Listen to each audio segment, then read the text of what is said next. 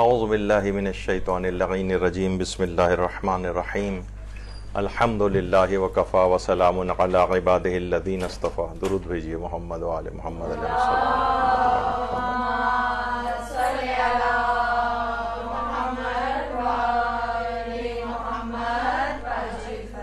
ہمارا اتوار کا جو گروپ یہاں پر چل رہا ہے اس میں قرآن کے سلسلے میں کچھ انحرافات، کچھ لوگوں کے شبہات، کچھ اعتراضات، اس پر ہماری گفتگو سلسلے وار جاری تھی، اور ایک خاص مصلحت کی وجہ سے کل کلاس ممکن نہیں تھی، تو سمجھیں وہ کلاس آج یہاں پر ہو رہی ہے. آپ لوگوں سے بھی گزارش ہے کہ جو کلاسز یہاں پر اتوار کے دن ہوتی ہیں ان کو الگ سے آپ انٹرنیٹ وغیرہ کے اوپر سن لیا کیجئے، تاکہ الگ سے بھی جو موضوعات انتخاب ہو رہے ہیں وہاں پر وہ آپ بھی ان سے مستفید ہو سکیں.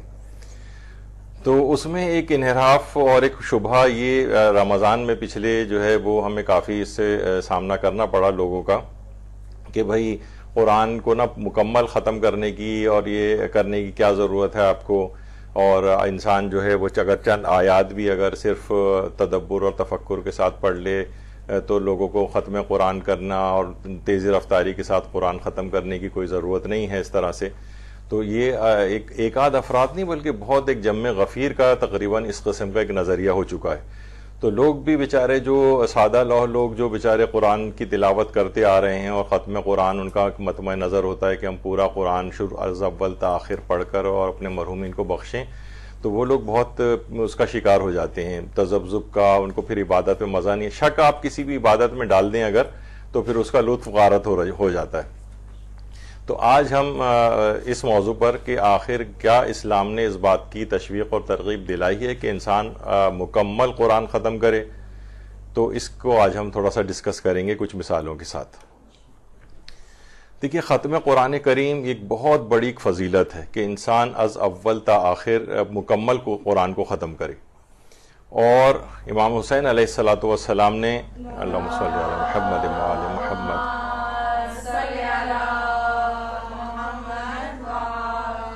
حضرت حبیب ابن مظاہر،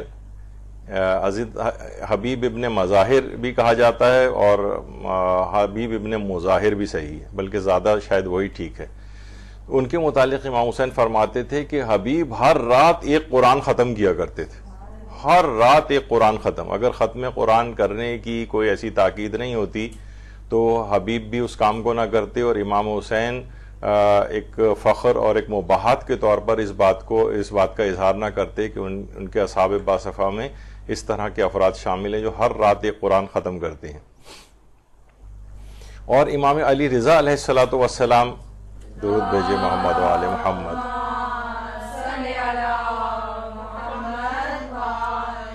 جو شاعر تھے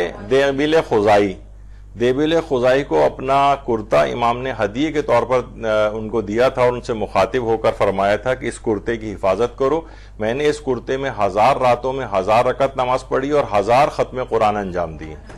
تو اس کا مطلب یہ ہوا کہ اگر ختم قرآن کرنا ایسی کوئی چیز نہیں ہوتا تو امام اس کو بھی اس طور پر پیش نہ کرتے کہ 1000 ختم قرآن میں نے اس کے اندر کیے ہیں، اور کہا تھا اس کرتے کی حفاظت کرنا. تو یہ بہت اہم چیز ہے، اس کی بہت تاکید ہے. آئمہ اس کا آپ نے دیکھا کہ امام حسین علیہ السلام نے اس حضرت حبیب ابن مظاہر کے سلسلے میں ذکر کیا، اور خود امام نے اپنے ختم قرآن کی بات بتائی کہ میں نے اس کرتے میں 1000 ختم قرآن انجام دیے. اسی طریقے سے ایک علی ابن مغیرہ کی ایک روایت ہے جو بہار الانوار کی 95ویں جلد میں علامہ مجلسی نے لکھی ہے کہ ایک شخص امام موسیٰ کاظم علیہ السلام کی خدمت میں حاضر ہوا، اللہم صلی علی محمد و آل محمد، اور عرض کیا کہ میرے والد نے آپ کے جد سے ہر رات کو ختم قرآن کے سلسلے میں سوال کیا تھا، ہر رات کو. تو انہوں نے فرمایا تھا رمضان المبارک میں جتنا ممکن ہو اسے انجام دو. تو میرے والد رمضان میں 40 ختم قرآن کیا کرتے تھے. والد کے بعد اب میں بھی اسی طرح کرتا ہوں، کبھی 40 قرآن سے زیادہ ختم کرتا ہوں، کبھی کم ختم کرتا ہوں. یہ میری مصروفیت، فراغت اور ہمت و حوصلے پر ہوتا ہے. پھر جب عید الفطر آتی ہے تو میں ایک ختم قرآن کو رسول اللہ کے لیے، ایک ختم قرآن کو حضرت بی بی فاطمہ کے لیے، اور ایک دیگر ائمہ کے لیے قرار دیتا ہوں. یہاں تک کہ ایک ختم قرآن میں آپ کے لیے قرار دیتا ہوں، میرے لیے اس کا کیا ثواب ہے؟ تو آپ نے فرمایا تمہارے لیے یہ جزا ہے کہ تم قیامت میں ان کے ساتھ ہوں گے، میں نے کہا اللہ اکبر، کیا مجھے یہ شرف ملے گا؟ آپ نے 3 مرتبہ فرمایا ہاں ملے گا۔ درود بھیجیے محمد وعلی محمد صلی اللہ علیہ محمد وعلی محمد۔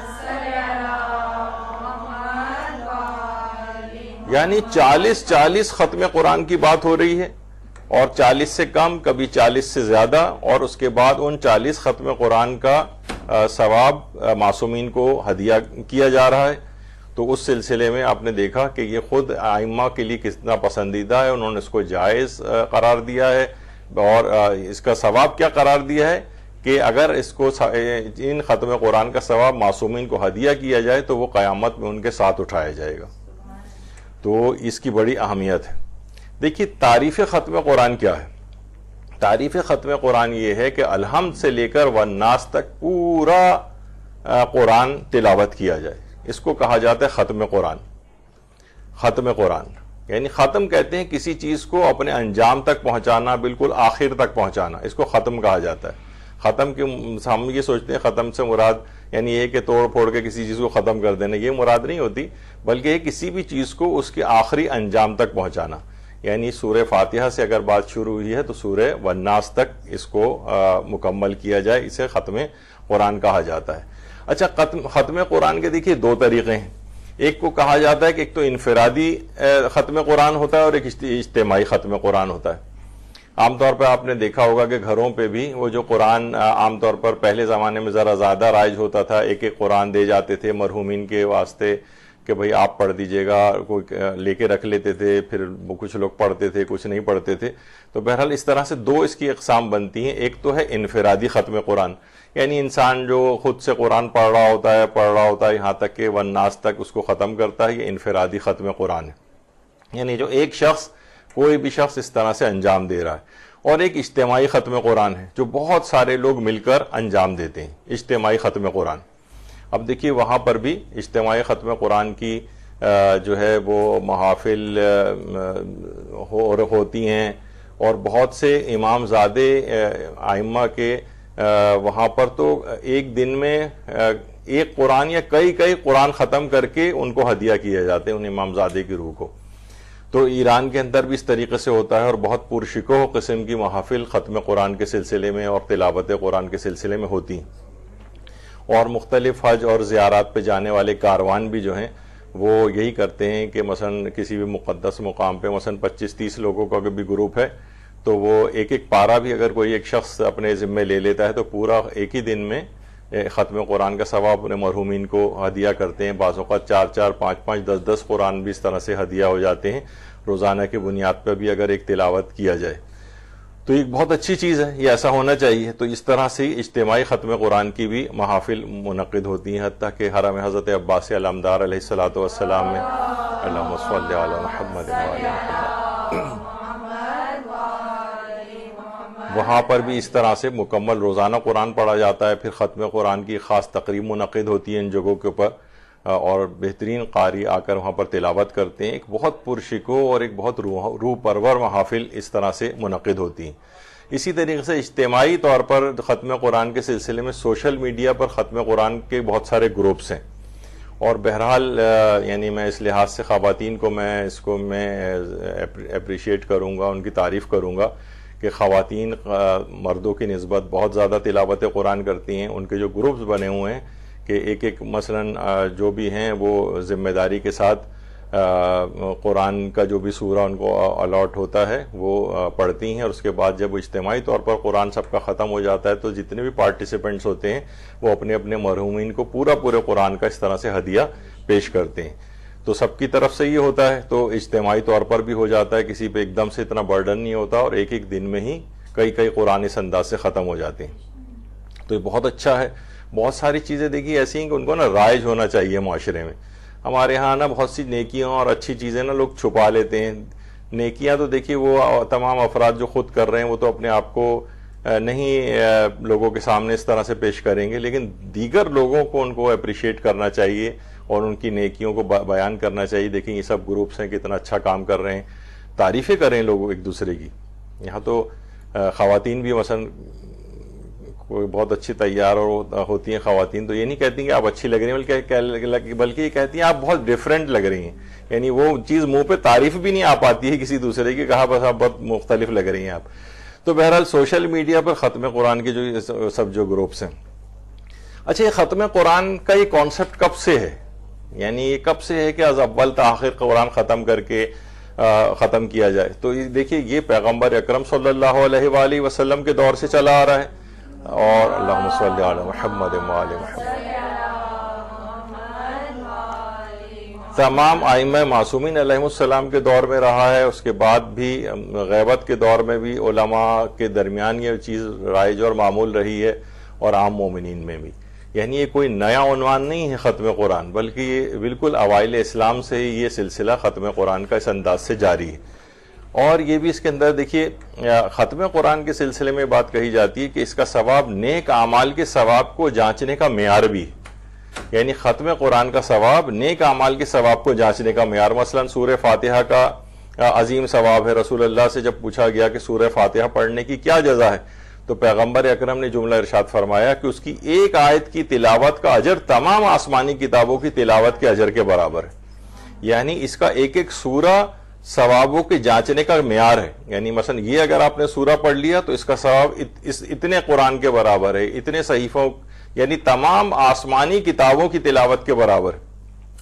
تمام آسمانی کتابوں میں یہ جو چار جو مشہور ہیں، توریت، زبور، انجیل، قرآن، یہ نہیں بلکہ اور جو آسمانی صحیفے ہیں جن کی تعداد ملا کر تقریباً 100 یا 106 کے قریب ہو جاتی ہے، وہ سب کی سب اس کے اندر شامل ہیں.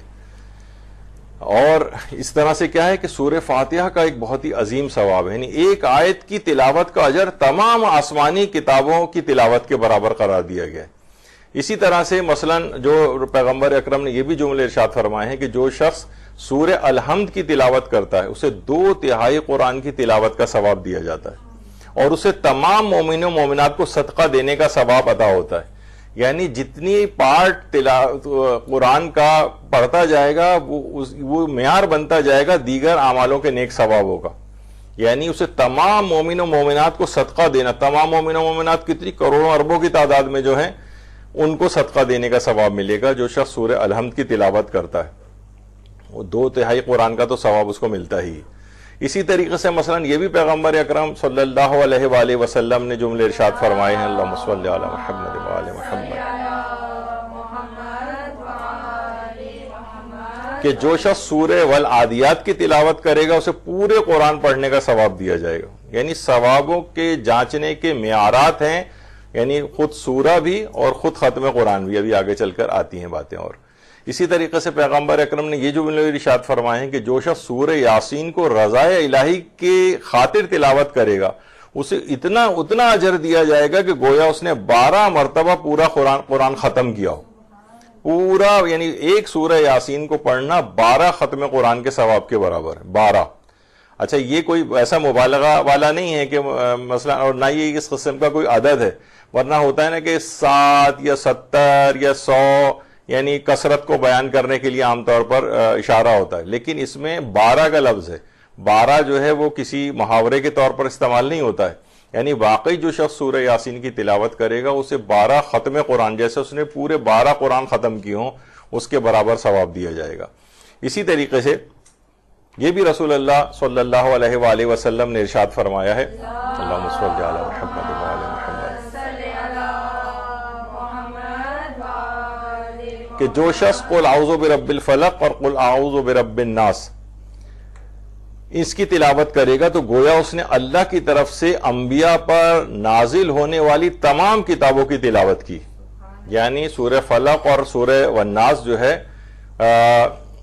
اس قدر اس کا جو ہے وہ ثواب ہے کہ گویا انبیاء پر نازل ہونے والی تمام کتابوں کی تلاوت اس نے کی ہے. اسی طریقے سے سورہ تکاثر کے متعلق پیغمبر نے ارشاد فرمایا کہ سورہ تکاثر کا پڑھنا 1000 آیات کی تلاوت کے ثواب کے برابر ہے. 1000 آیات کی. اور واجب نماز میں اگر کوئی سے پڑھے تو فرشتوں کی 40 صفیں اس کے پیچھے آ کر نماز پڑھنے لگتی ہیں. 1000 آیات کی تلاوت کے برابر صرف سورہ تکاثر کی تلاوت کا ثواب ہے. تو آپ ایک ایک سورہ کو بھی اگر دیکھتے جائیں تو وہ کتنے سارے سوروں کے معیارات اس کے اندر آ رہے ہیں، اور قرآن کی جو یہ سورے ہیں اس میں ثواب کس قدر برابر قرار دیا جا رہا ہے۔ اسی طریقے سے حضرت امیر المومنین علی ابن ابی طالب علیہ الصلوۃ والسلام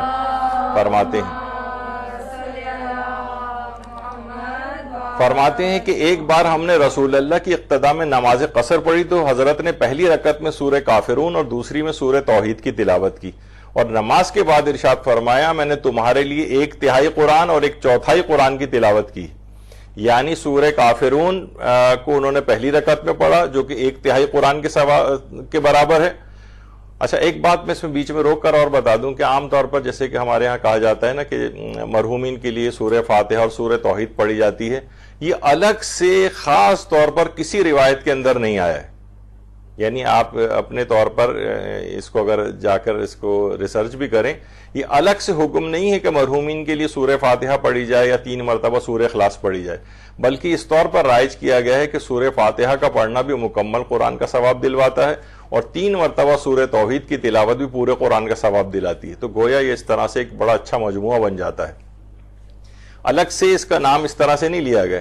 تو بہرحال حضرت نے پہلی رکعت میں سورہ کافرون اور کہا کہ یہ 1/3 قرآن کے برابر ہے، سورہ توحید کی تلاوت کی، اور جو کہ 1/4 قرآن کے برابر۔ تو اس طرح سے کر کے 3 کو ملا لیا جائے، یا پیغمبر نے ان سوروں کے ذریعے خود قرآن کے جو ثواب ہے تلاوت کا اس کا بیان کیا کہ ان سوروں کی تلاوت اس قدر قرآن کے برابر بن جاتی ہے۔ اسی طرح سے جو یہ بھی پیغمبر نے جملے ارشاد فرمائے کہ جو سورہ اعلیٰ کی تلاوت کرے گا تو اللہ اسے حضرت ابراہیم، حضرت موسیٰ اور رسول اللہ پر نازل ہونے والے ہر حرف کی تعداد کے برابر ثواب دے گا۔ تو بہر اتنے انبیاء کا نام آیا، درود بھیجیے محمد وعلی اللہم صلی علی محمد وعلی محمد، یعنی صحف انبیاء کے ہر حرف کے بدلے اتنا ثواب ہے۔ جو سورہ اعلیٰ کی تلاوت کرے گویا اس نے حضرت ابراہیم، حضرت موسیٰ اور رسول اللہ پر نازل ہونے والا جو قرآن ہے اس کی ہر حرف کی تعداد کے برابر ثواب اس کو عطا کیا جائے گا۔ تو آپ نے دیکھا کہ کس قدر یہ چیز، حتیٰ کہ سورہ زلزال کے لیے امام علی رضا علیہ السلام نے جملے فرمائے ہیں، اللہم صلی علی محمد وآل محمد، کہ سورہ زلزال کا 4 مرتبہ پڑھنا پورے قرآن کی تلاوت کا ثواب دلواتا ہے۔ تو انسان دیکھیے بہت ساری چیزیں ایسی ہیں کہ وہ 4 مرتبہ اگر کسی چیز کو پڑھ رہا ہے، 1 دفعہ پڑھ رہا ہے، 2 دفعہ پڑھ رہا ہے، 3 دفعہ پڑھ رہا ہے، تو اگر کوئی بھی عقل مند انسان ہو تو اپنے ثوابوں کو اس طرح سے ملٹیپلائی بھی کر سکتا ہے۔ کتنی ایسی روایات بھی ہیں کہ جس میں صحابی رسول نے کہا کہ میں پوری رات قرآن پڑھ کے سوتا ہوں، تو 3 دفعہ تلاوت اگر کر لی جائے تو روزانہ سونے سے پہلے مثلا قل هو اللہ کی، 1 دفعہ سورہ الحمد کی، تو پورے قرآن کا ثواب اس کو مل جاتا ہے۔ یعنی تو اس طرح سے سورہ زلزال کا 4 مرتبہ پڑھنا پورے قرآن کی تلاوت کا ثواب دلواتا ہے۔ اچھا دیکھیے، بعض جگہوں پر ختم قرآن کی بڑی خصوصی قسم کی تاکید آئی ہے۔ بعض جگہ ایسی ہیں کہ جہاں پر ختم قرآن کرنے کی تاکید ہے، مثلا مکے میں، یعنی چوتھے امام فرماتے ہیں، امام زین العابدین علیہ الصلوۃ والسلام، کہ جو شخص بھی مکے میں 1 قرآن ختم کرے وہ اپنی موت سے پہلے رسول اللہ کی زیارت کر لیتا ہے اور جنت میں اپنے مقام کا مشاہدہ کر لیتا ہے، یعنی مرنے سے پہلے اس کو جنت میں اس کا مقام دکھا دیا جاتا ہے اور پیغمبر اکرم ان کی زیارت مرتے وقت ہو جاتی۔ اب جب ظاہر ہے زیارت پیغمبر کی مرتے وقت کسی کو ہو جائے تو پھر اس کے بعد کوئی ایسا امر نہیں بچتا کہ اس کو عذاب دیا جائے یا کچھ، تو اس کا بیڑا پار ہو جاتا ہے۔ تو خاص طور پر کچھ خاص جگہ ایسی ہیں، شہر ایسے ہیں جیسے یہی مکہ، کہ وہاں پر اس بات کی بہت زیادہ تاکید آئی ہے کہ وہاں پر انسان ایک مکمل قرآن ختم کرے۔ میرے اپنے ایک رشتہ دار گئے تھے وہاں پر، تو وہ انہوں نے تقریباً 10 قرآن اپنے مکے کے قیام کے دوران جو ہے وہ وہاں پر ختم کیے تھے۔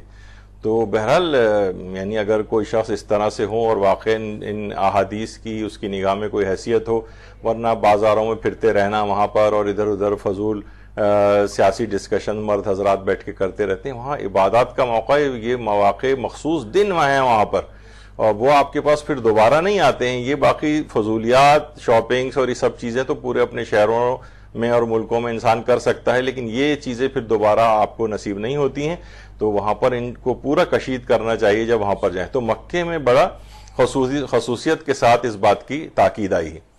اچھا، ایک تو جگہوں کے اعتبار سے اور بعض زمانوں میں ختم قرآن کی بڑی خصوصی تاکید ہے۔ بعض زمانے ایسے ہیں، مثلا خود ماہ مبارک رمضان میں پیغمبر فرماتے ہیں کہ جو شخص ماہ رمضان میں قرآن کی ایک آیت کی تلاوت کرے تو اس کے لیے دوسرے مہینوں میں ختم قرآن کرنے کا ثواب خدا اس کو عنایت فرمائے گا۔ ختم قرآن کا یعنی ایک صرف آیت پورے قرآن کا ثواب دلواتی، تو رمضان المبارک میں کس قدر اس کی تاکید ہوگی کہ انسان جو ہے وہ زیادہ سے زیادہ، جب بھی رمضان المبارک کے لیے بات کہی جاتی ہے کہ اس میں کثرت تلاوت مطلوب ہے۔ بہت سے لوگ کہتے ہیں، اس پہ ہمارا پچھلے دنوں یہاں پر ایک لیکچر ہو چکا ہے کہ بھائی تدبر ہونا چاہیے، قرآن پر تفکر ہونا چاہیے۔ ماہ رمضان المبارک میں آپ کے لیے خصوصیت ہے کہ کثرت تلاوت ہو، چاہے اتنا تفکر و تدبر آپ نہ بھی کر سکیں، اس میں کثرت مطلوب ہے۔ جیسے کہ ملتا ہے امام خمینی کے متعلق، ایک صاحب فرماتے ہیں کہ جب آپ نجف میں تھے تو رمضان میں ہر روز 10 پارے پڑھتے تھے، یعنی وہ تو ہر 3 دن میں ایک مرتبہ قرآن ختم کرتے تھے۔ فرماتے ہیں بعض لوگ بڑے خوش تھے کہ انہوں نے رمضان میں دو بار قرآن ختم کیا، لیکن بعد میں انہیں پتہ چلا کہ امام خمینی نے 10 یا 11 مرتبہ ختم قرآن کیا تھا۔ تو اس کا مطلب ہے کہ رمضان المبارک میں بہت کثرت کے ساتھ اس بات کی یعنی تاکید ہے اور بڑا مطلوب ہے کہ انسان تلاوت میں کثرت کرے، یعنی اس میں نہ لگ جائے کہ ٹھیک ہے وہ تفکر و تدبر کی تو اپنی ایک الگ حیثیت ہے، لیکن اس کے اندر کثرت تلاوت مطلوب ہے زیادہ سے زیادہ، کیونکہ ایک ایک آیت کو پڑھنے کا، پورے قرآن کو پڑھنے کا دیگر مہینوں میں جو ثواب ملتا ہے، پورا قرآن ختم کرنے کا دیگر مہینوں میں، وہ فقط رمضان میں ایک آیت کو پڑھنے سے حاصل ہو جاتا ہے۔ تو ختم قرآن کی اس لحاظ سے بہت زیادہ اہمیت ہے۔ اور خصوصیت کے ساتھ جو زمانہ ماہ رمضان المبارک ہی میں اور خصوصیت کے ساتھ ہے وہ ہے شب قدر۔ شب قدر کے اندر آپ کو پتہ ہے کہ ہر ثواب جو ہے کم سے کم 1000 سے ضرب ہو جاتا ہے، ملٹیپلائی ہو جاتا ہے، اور اس کی کوئی حد اور انتہا ثواب کی نہیں رہتی ہے۔ تو کوشش یہ کرنی چاہیے کہ اس طرح سے اس کا آغاز کیا جائے قرآن کا کہ وہ عام طور پر جب ہمارے یہاں 15 شعبان کی جو امام زمانہ علیہ السلام کے لیے جو درس منعقد ہوتا ہے، اللہم صلی علی محمد تو اس میں ہم کہتے ہیں کہ 15 شعبان سے کم روزانہ ایک پارہ پڑھنا شروع کر دینا چاہیے، اور اس کے بعد اس طرح سے لے جاتے ہوئے شب قدر میں قرآن ختم ہو جائے، اور پھر اس میں ختم قرآن کرنے کے بعد ثواب معصومین کو ہدیہ کیا جائے۔ تو جب یہ ختم ہوگا تو اس کے بہت ساری برکات بھی ہوتی ہیں جو اسی وقت ہم اس کو ذکر کرتے ہیں زیادہ۔ تو بہرحال ویسے تو ماہ مبارک رمضان خصوصیت کے ساتھ وہ زمانہ ہے کہ جس میں ختم قرآن ہونا چاہیے، اور اس کے علاوہ شب قدر خاص طور پہ۔ اچھا، پھر کیا قرآن میں ختم قرآن کا لفظ بھی آیا ہے؟ لوگ کہتے ہیں کہ بھائی دیکھیے، اگر یہ اتنی اہم بات ہوتی تو قرآن کے اندر ختم قرآن کا لفظ آنا چاہیے تھا۔ دیکھیے، سب سے پہلی تو ایک بات یہ بات یاد رکھیں، قرآن میں ایک چیز آئی ہے، فَقْرَؤْا مَا تَيَسَّرَ مِنَ الْقُرْآنِ، سورہ مزمل کی جو آیت ہے۔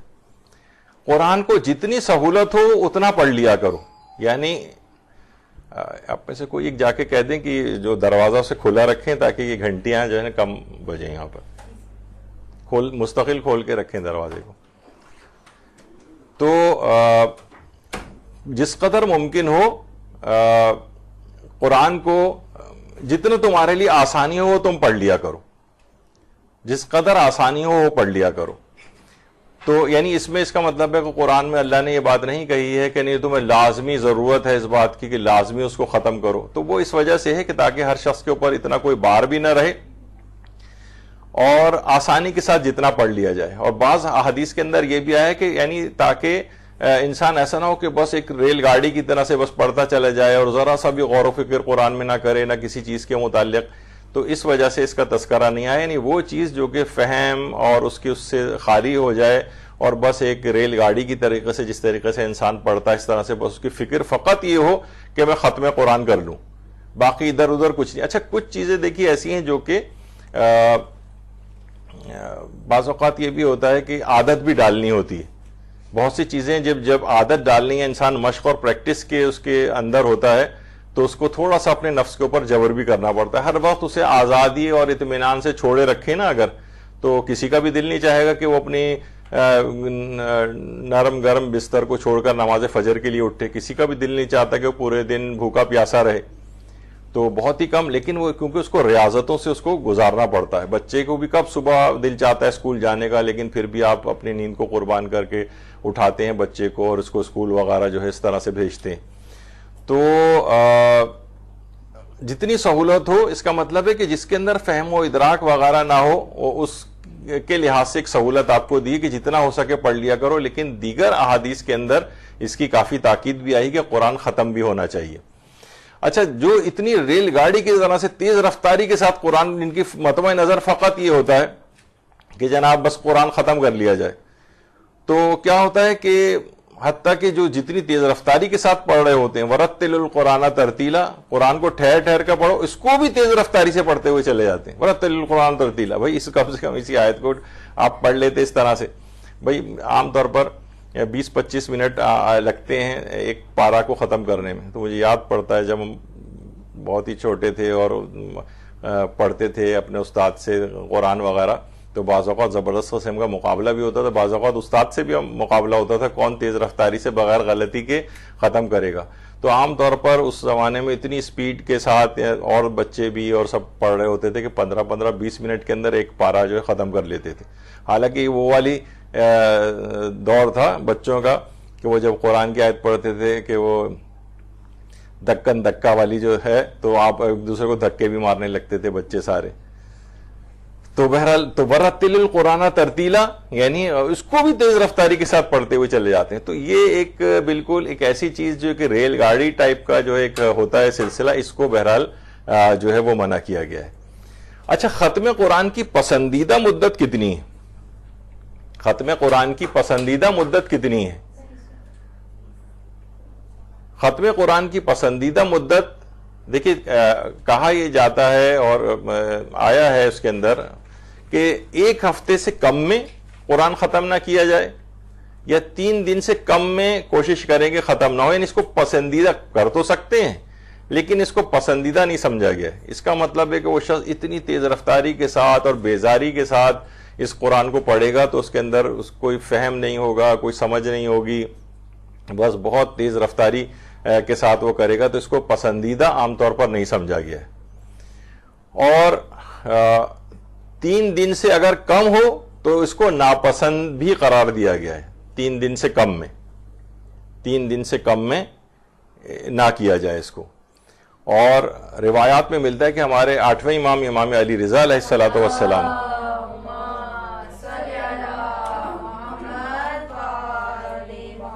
وہ 3 دن میں تو قرآن ختم کر لیتے تھے, لیکن کہتے تھے کہ میں 3 دن سے کم میں بھی قرآن کو ختم کر سکتا ہوں, لیکن یہ بات مجھے پسندیدہ نہیں ہے کیونکہ یہ پھر میرے تدبر سے مانے ہو جائے گی. تو بہرحال یہ کہ 3 دن سے کم کے میں پسندیدہ یہ چیز شمار نہیں ہوتی ہے. البتہ ماہ رمضان المبارک کا استثناء ہے, یعنی ایکسیپشن ہے. یعنی ماہ رمضان میں آپ کو بہت کثرت کے ساتھ جو ہے وہ تلاوت کرنی چاہیے. اور اگر کوئی شخص, یعنی ایک اور کسی مدرسے کی طالبہ ایک بچی تھی جس کے متعلق مجھے پتہ چل رہا تھا کہ وہ روزانہ ایک قرآن ختم کر رہی تھی, اور اس طرح سے اس نے کر کے ماہ رمضان میں 30 قرآن ختم کیے تھے. تو بہت سے بڑے ہمت والے اس طرح سے ہوتے ہیں. تو یہ اس وقت کے لیے نہیں ہوگا, یہ ماہ رمضان المبارک میں استثناء. جیسے ابھی آپ نے سنا کہ امام خمینی نے 10-11 قرآن ختم کیے تھے, اور اس سے پہلے والی روایت میں آپ نے سنا کہ اس نے 40 قرآن اس کے باپ نے ختم کیے تھے, اور وہ خود بھی اس طرح سے کر رہا تھا. تو امام نے پسندیدگی کا اظہار کیا اور کہا کہ تم انہی کے ساتھ مشہور کیے جاؤ گے. تو ماہ رمضان میں اس بات کا استثناء ہے, ایکسیپشن ہے. یعنی اس میں آپ زیادہ سے زیادہ تلاوت کریں, خواہ 3 دن سے کم میں روزانہ قرآن ختم کریں تو بھی کوئی ایسی بات نہیں, یعنی ممانعت یا ناپسندیدگی میں نہیں جائے گا. لیکن عام دنوں میں اس کو کہا گیا کہ یہ ناپسندیدہ ہے کہ 3 دن سے کم میں ختم کریں. وہاب ابن حفص کہتے ہیں کہ میں نے امام جعفر صادق علیہ السلام سے سوال کیا, اللہم صلی علی محمد وعلی محمد, سوال کیا کہ قرآن کو کتنے دن میں ختم کرنا چاہیے. تو آپ نے فرمایا کہ 6 دن میں یا اس سے زیادہ دنوں میں. اور میں نے عرض کیا، راوی نے کہا کہ رمضان المبارک میں کتنے دن کے اندر ختم کریں؟ تو آپ نے فرمایا 3 دن کے اندر یا اس سے زیادہ، یعنی 3 دن کے اندر اندر بھی ختم کر سکتے ہو. یعنی ماہ رمضان کے اندر اس بات کی ایکسیپشن ہے کہ 3 دن سے کم میں بھی قرآن جو ہے ختم کیا جا سکتا ہے. اسی طرح سے ماہ رمضان المبارک میں ابھی آپ نے جیسے سنا کہ ایک آیت کی تلاوت کا ثواب دوسرے مہینوں میں ختم قرآن کا ثواب دلواتا ہے. تو اس وجہ سے اس میں بہت زیادہ اس بات کی کثرت ہے کہ انسان جتنا بھی اپنے دامن کو نیکیوں کے ساتھ بھر لے، میدان قیامت اور آخرت میں ہمیشہ رہنا ہوگا، تو ایسی چیزوں کی تلاش میں رہنا چاہیے کہ جو کہ بہت سے اعمال ایسے ہوتے ہیں جو انسان ذہانت کے ساتھ، جیسے نہیں ہوتا کہ جناب میرے پاس پیسہ ہے 10 لاکھ روپے کون سے بینک میں رکھا ہوں تو پروفٹ مجھے زیادہ ملے گا.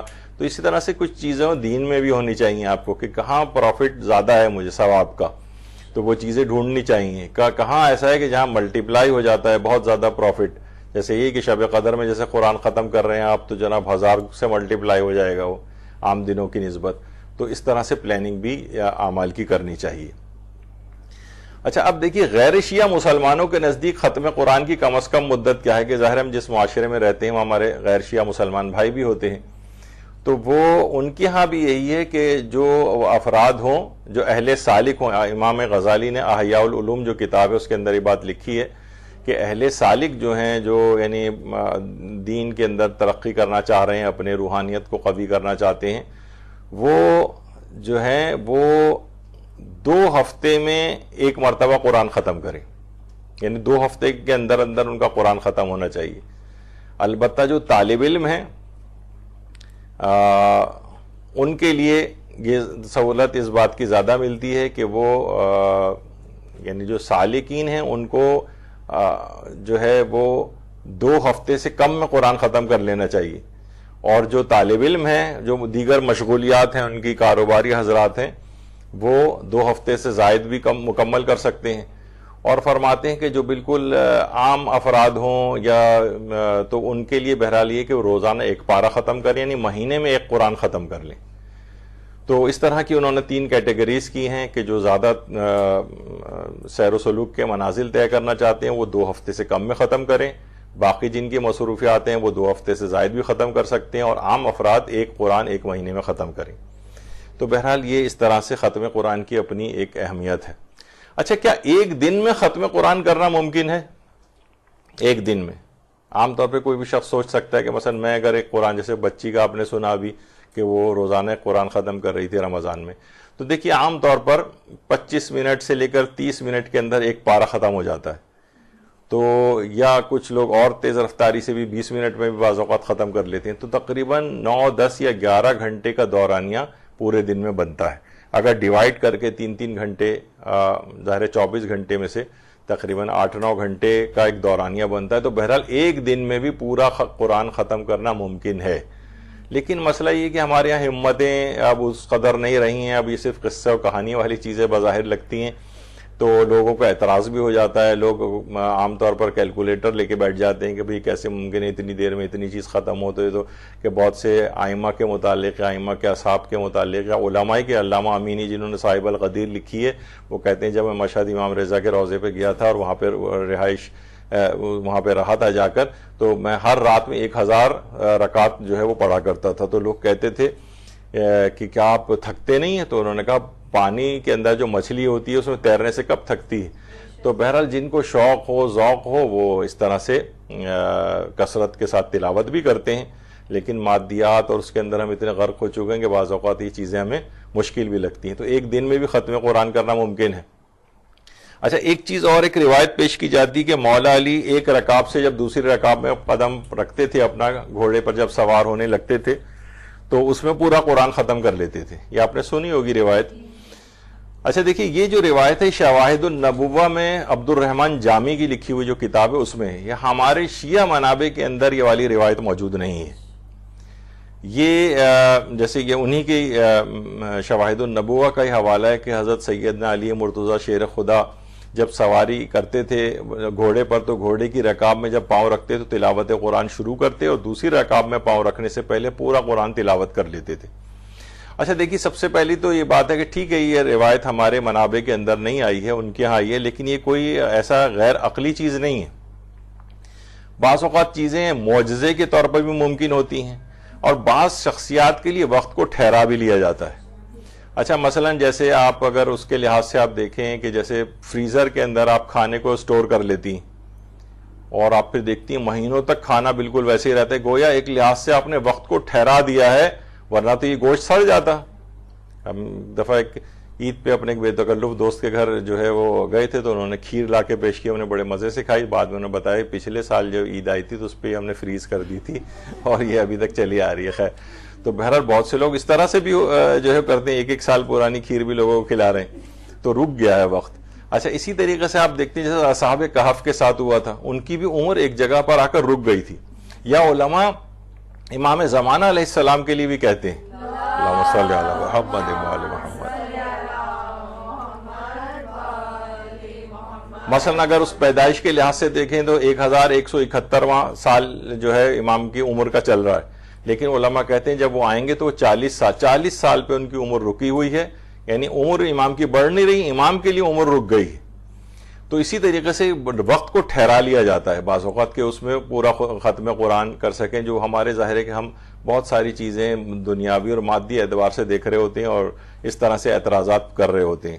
اچھا اگر کوئی شخص بہرحال عام طور پر، ویسے تو یہ خود حدیث بھی جو ہے وہ ہمارے برادران اہل سنت کی کتابوں میں سے ہے، اور اس کی اگر کوئی بالفرض یہ اعتراض بھی کرے غیر شیعہ مسلمان بھائی بھی، تو آپ ان کو ایک اور صحیح بخاری کی حدیث ہے جس کے اندر بالکل تقریباً یہی مضمون ہے، جو کہ جس میں خیر ان کے راوی ابو ہریرہ ہیں، اور یہ صحیح بخاری کے اندر ہے، اور اس کو علامہ البانی نے جو اہل سنت کے رجال کے اس وقت کے سب سے بڑے ماہر جو ہے وہ، ویسے تو ان کا انتقال ہو چکا لیکن بہرحال ان کی بات سب سے اوتھینٹک شمار کی جاتی ہے رجال کے اندر، علامہ البانی، انہوں نے بھی اس حدیث کو بالکل صحیح قرار دیا ہے کہ خفف علی داؤد القرآن فکانا یأمر بدوابہ فتسرج فیقرأ القرآن من قبل ان تسرج دوابہ، یعنی کہ حضرت داؤد کے لیے زبور کی تلاوت کو بہت آسان کر دیا گیا تھا، فکانا یأمر بدوابہ فتسرج، اور جس وقت وہ حکم دیتے تھے کہ ان کے گھوڑے کے اوپر یا سواری کے اوپر زین لگائی جائے، تو اس سے پہلے کہ اس سواری کے اوپر زین لگنا ختم ہوتی وہ پورے زبور کی تلاوت کر لیا کرتے تھے۔ یہ صحیح ترین روایت ہے، علامہ البانی نے بھی اس کو بھی صحیح قرار دیا ہے۔ تو یہ کیسے ممکن ہے کہ جو کہ امیر المومنین علیہ السلام جو کہ رسول اللہ کے بعد تمام انبیاء سے بھی افضل ہیں، ان کے لیے کوئی ایسا مسئلہ نہیں ہے کہ وہ ایک رکعت سے دوسری رکعت میں پاؤں رکھنے کے دوران ختم قرآن نہ کر لیں، لیکن بہرحال یہ ہمارے منابع کے اندر تو حدیث نہیں ہے، لیکن اگر ان کے ہاں بھی موجود ہے تو اس کے اندر کوئی خلاف عقل یا اس طرح کی چیز موجود نہیں ہے، اور یہ صحیح ترین روایت میں ان کے ہاں بھی حضرت داؤد پورے زبور کی تلاوت زین لگنے کے دوران کر لیا کرتے تھے۔ اچھا اب ختم قرآن کی مدت کیا ہو؟ دیکھیے عام طور پر یہ کہ اگر روزانہ یعنی پورا قرآن، جیسے ہم نے کہا کہ ایک مہینے میں قرآن ختم ہو جائے، روزانہ ایک پارہ کم سے کم، دیکھیے عام طور پر قرآن کے جو عام نسخے ہیں ان میں 600 صفحات پر مشتمل وہ ہوتے ہیں، یعنی 600 صفحات کو اگر ہم 30 دنوں میں تقسیم کریں تو روزانہ کے 20 پیجز بنتے ہیں، یعنی 10 ورقے، اور 20 کو بھی اگر ہم 5 نمازوں میں تقسیم کریں، یعنی ہر نماز کے بعد صرف 4 صفحات قرآن یعنی 2 ورقے اگر پڑھ لیے جائیں تو ایک جو پورا قرآن ہے یہ پورے 30 دن کے اندر، ایک مہینے کے اندر ختم ہو جائے گا۔ روزانہ آپ ایک پارہ پڑھ لیں گی، 20 پارے پر مشتمل 20 صفحات پر مشتمل ایک پارہ عام طور پر ہوتا ہے، اور 4 جو ہے آپ جو ہے ہر نماز کے بعد اگر پڑھ لیں تو آرام سے 20 جو ہے وہ ختم ہو جائیں گے، اور ایک وقت میں اتنا بوجھ بھی نہیں ہوگا، اور یہ بہت آسان آپ کے لیے ہو جائے گا۔ تو جن لوگوں نے اس پہ عمل کرنا شروع کیا تو بہت ہی جلدی انہوں نے دیکھا، اور واقعتاً یہ ان کے لیے بہت آسان ہے کہ صرف 2 ورقے پڑھنے ہر نماز کے بعد، قرآن بالکل ایک وہاں رحل کے اوپر، یعنی جو بھی آپ کی جا نماز ہے کہ جس جگہ بھی آپ نماز پڑھتی ہیں وہ ریڈی تیار ہونا چاہیے، نماز کے فوراً بعد ایک نماز آپ نے پڑھی اور صرف اس کے 2 ورقے تلاوت کیے، اور آرام سے آپ ایک ماہ کے اندر پورا قرآن اس انداز سے ختم کر سکتی ہیں۔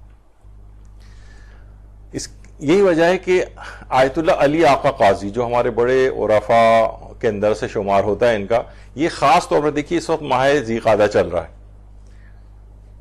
ماہ ذی قعدہ میں ہر روز یہ خصوصیت کے ساتھ ایک پارہ تلاوت قرآن کرنے کی تاکید فرماتے تھے. کہتے تھے خاص طور پر ذی قعدہ کے مہینے میں یا ذوالقعدہ، یعنی ہر روزانہ ایک پارہ ضرور ختم کیا جائے.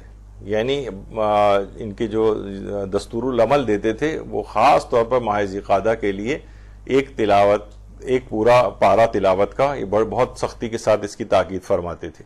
تو ابھی چل ہی رہا ہے، جتنے بھی دن آپ کے پاس ہوں روزانہ ایک ایک پڑھتے ہوئے جائیں تاکہ اس کے تمام اس سے فوائد سے بہرہ مند ہو. ورنہ کم سے کم یہ ضرور ہو کہ جیسے ہمارے چھٹے امام جعفر صادق علیہ السلام نے فرمایا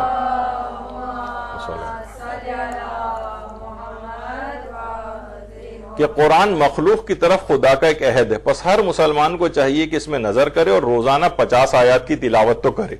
تو بہت سارے افراد ایسے ہیں کہ وہ 50 آیات کی تلاوت چلیں پورا ایک پارہ نہیں پڑھ سکتے تو 50 آیات کم سے کم پڑھ لیں.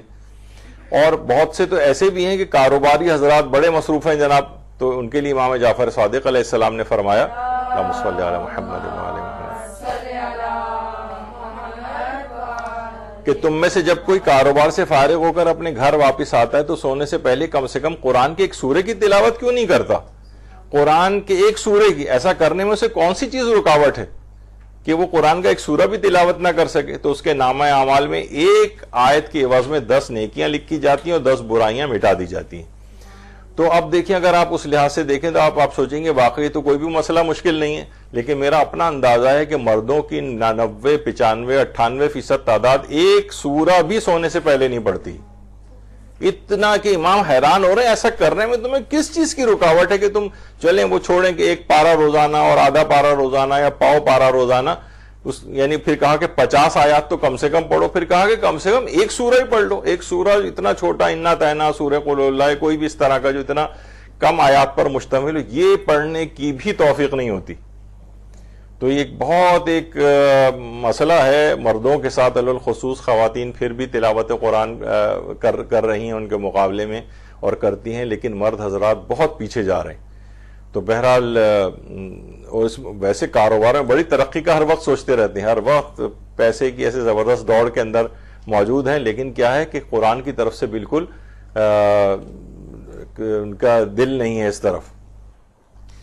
اچھا اب دیکھیے ختم قرآن، یہ جو کہا جا رہا ہے کہ ختم قرآن کیا جائے تو اس کے مقاصد کیا ہوتے ہیں قرآن کو ختم کرنے کے، کہ شروع سے آخر تک قرآن ختم کیا جائے؟ تو علماء فرماتے ہیں دین کی معرفت ایک تو اس کا ایک ہوتا ہے سبب، خدا سے انس بڑھنے کے لحاظ سے جتنا آپ قرآن کی تلاوت کرتے ہیں اتنا خدا سے آپ قریب ہوتے چلے جاتے ہیں. بعض لوگوں کی نیت ہوتی ہے مرحومین کے ایصال ثواب کے لحاظ سے، مومنین اپنے مرحومین کے ایصال ثواب کے لیے قرآن پڑھتے ہیں.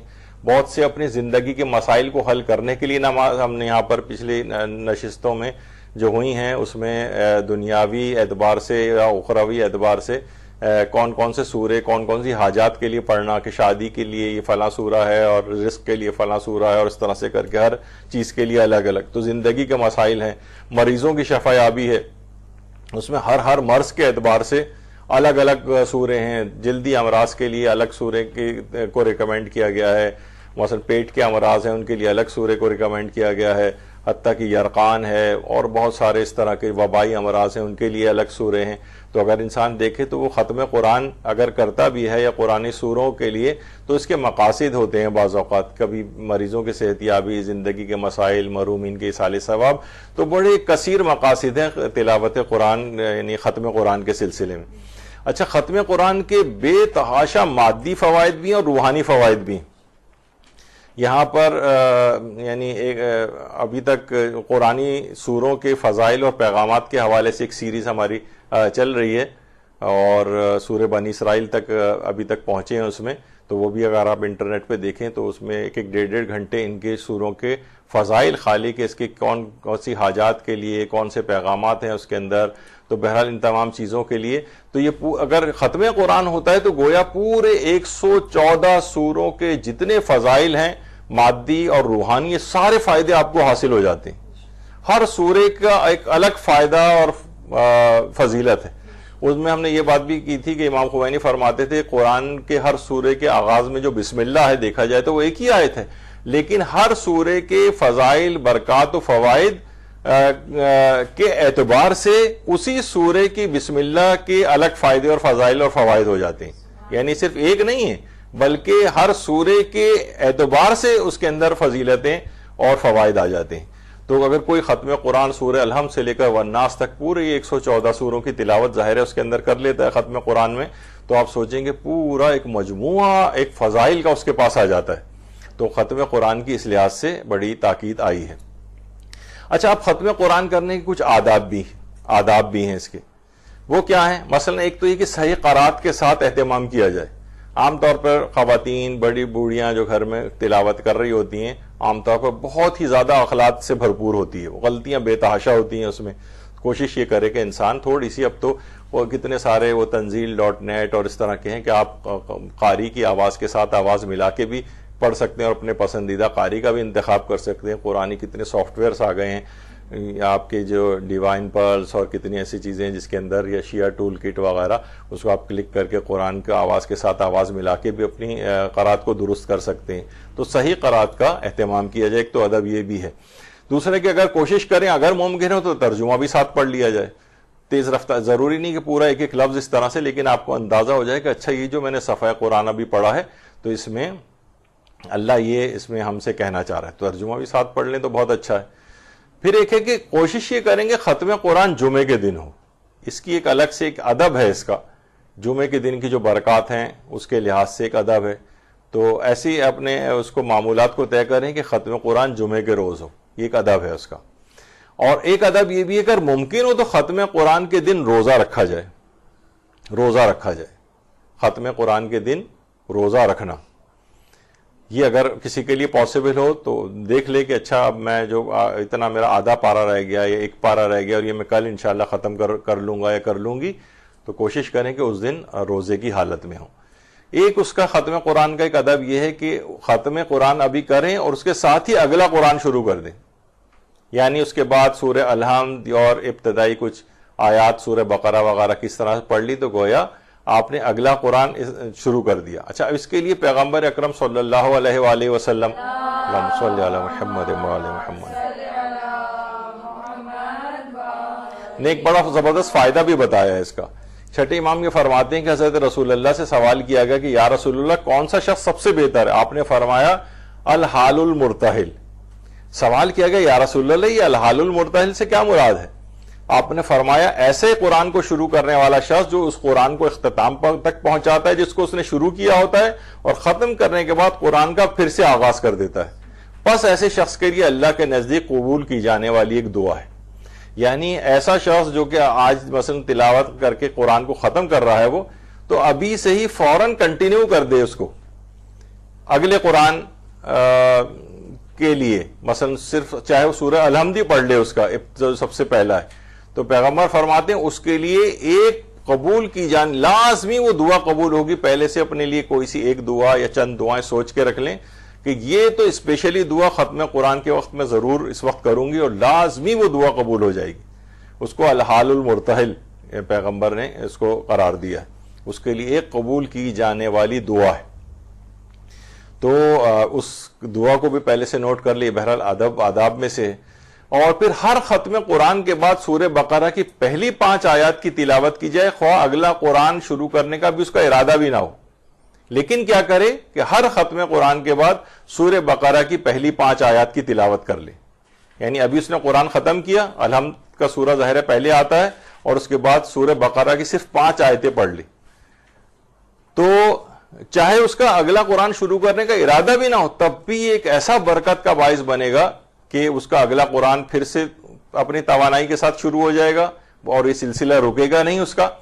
اور انشاءاللہ یہ پھر اسی طرح سے تلاوت کرتا رہے گا اور اگلے ختم قرآن کی پھر اس کو اللہ توفیق دے دے گا. تو یہ ہر ختم قرآن کے بعد سورہ بقرہ کی پہلی 5 آیات کی تلاوت.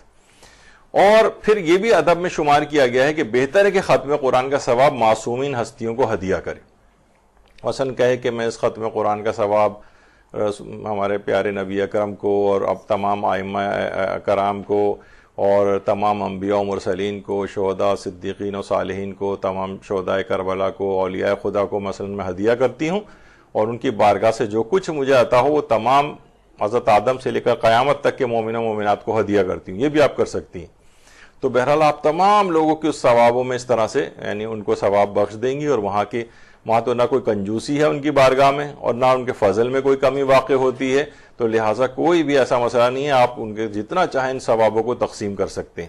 تو ختم قرآن کا ثواب معصومین کو ہدیہ کیا جائے۔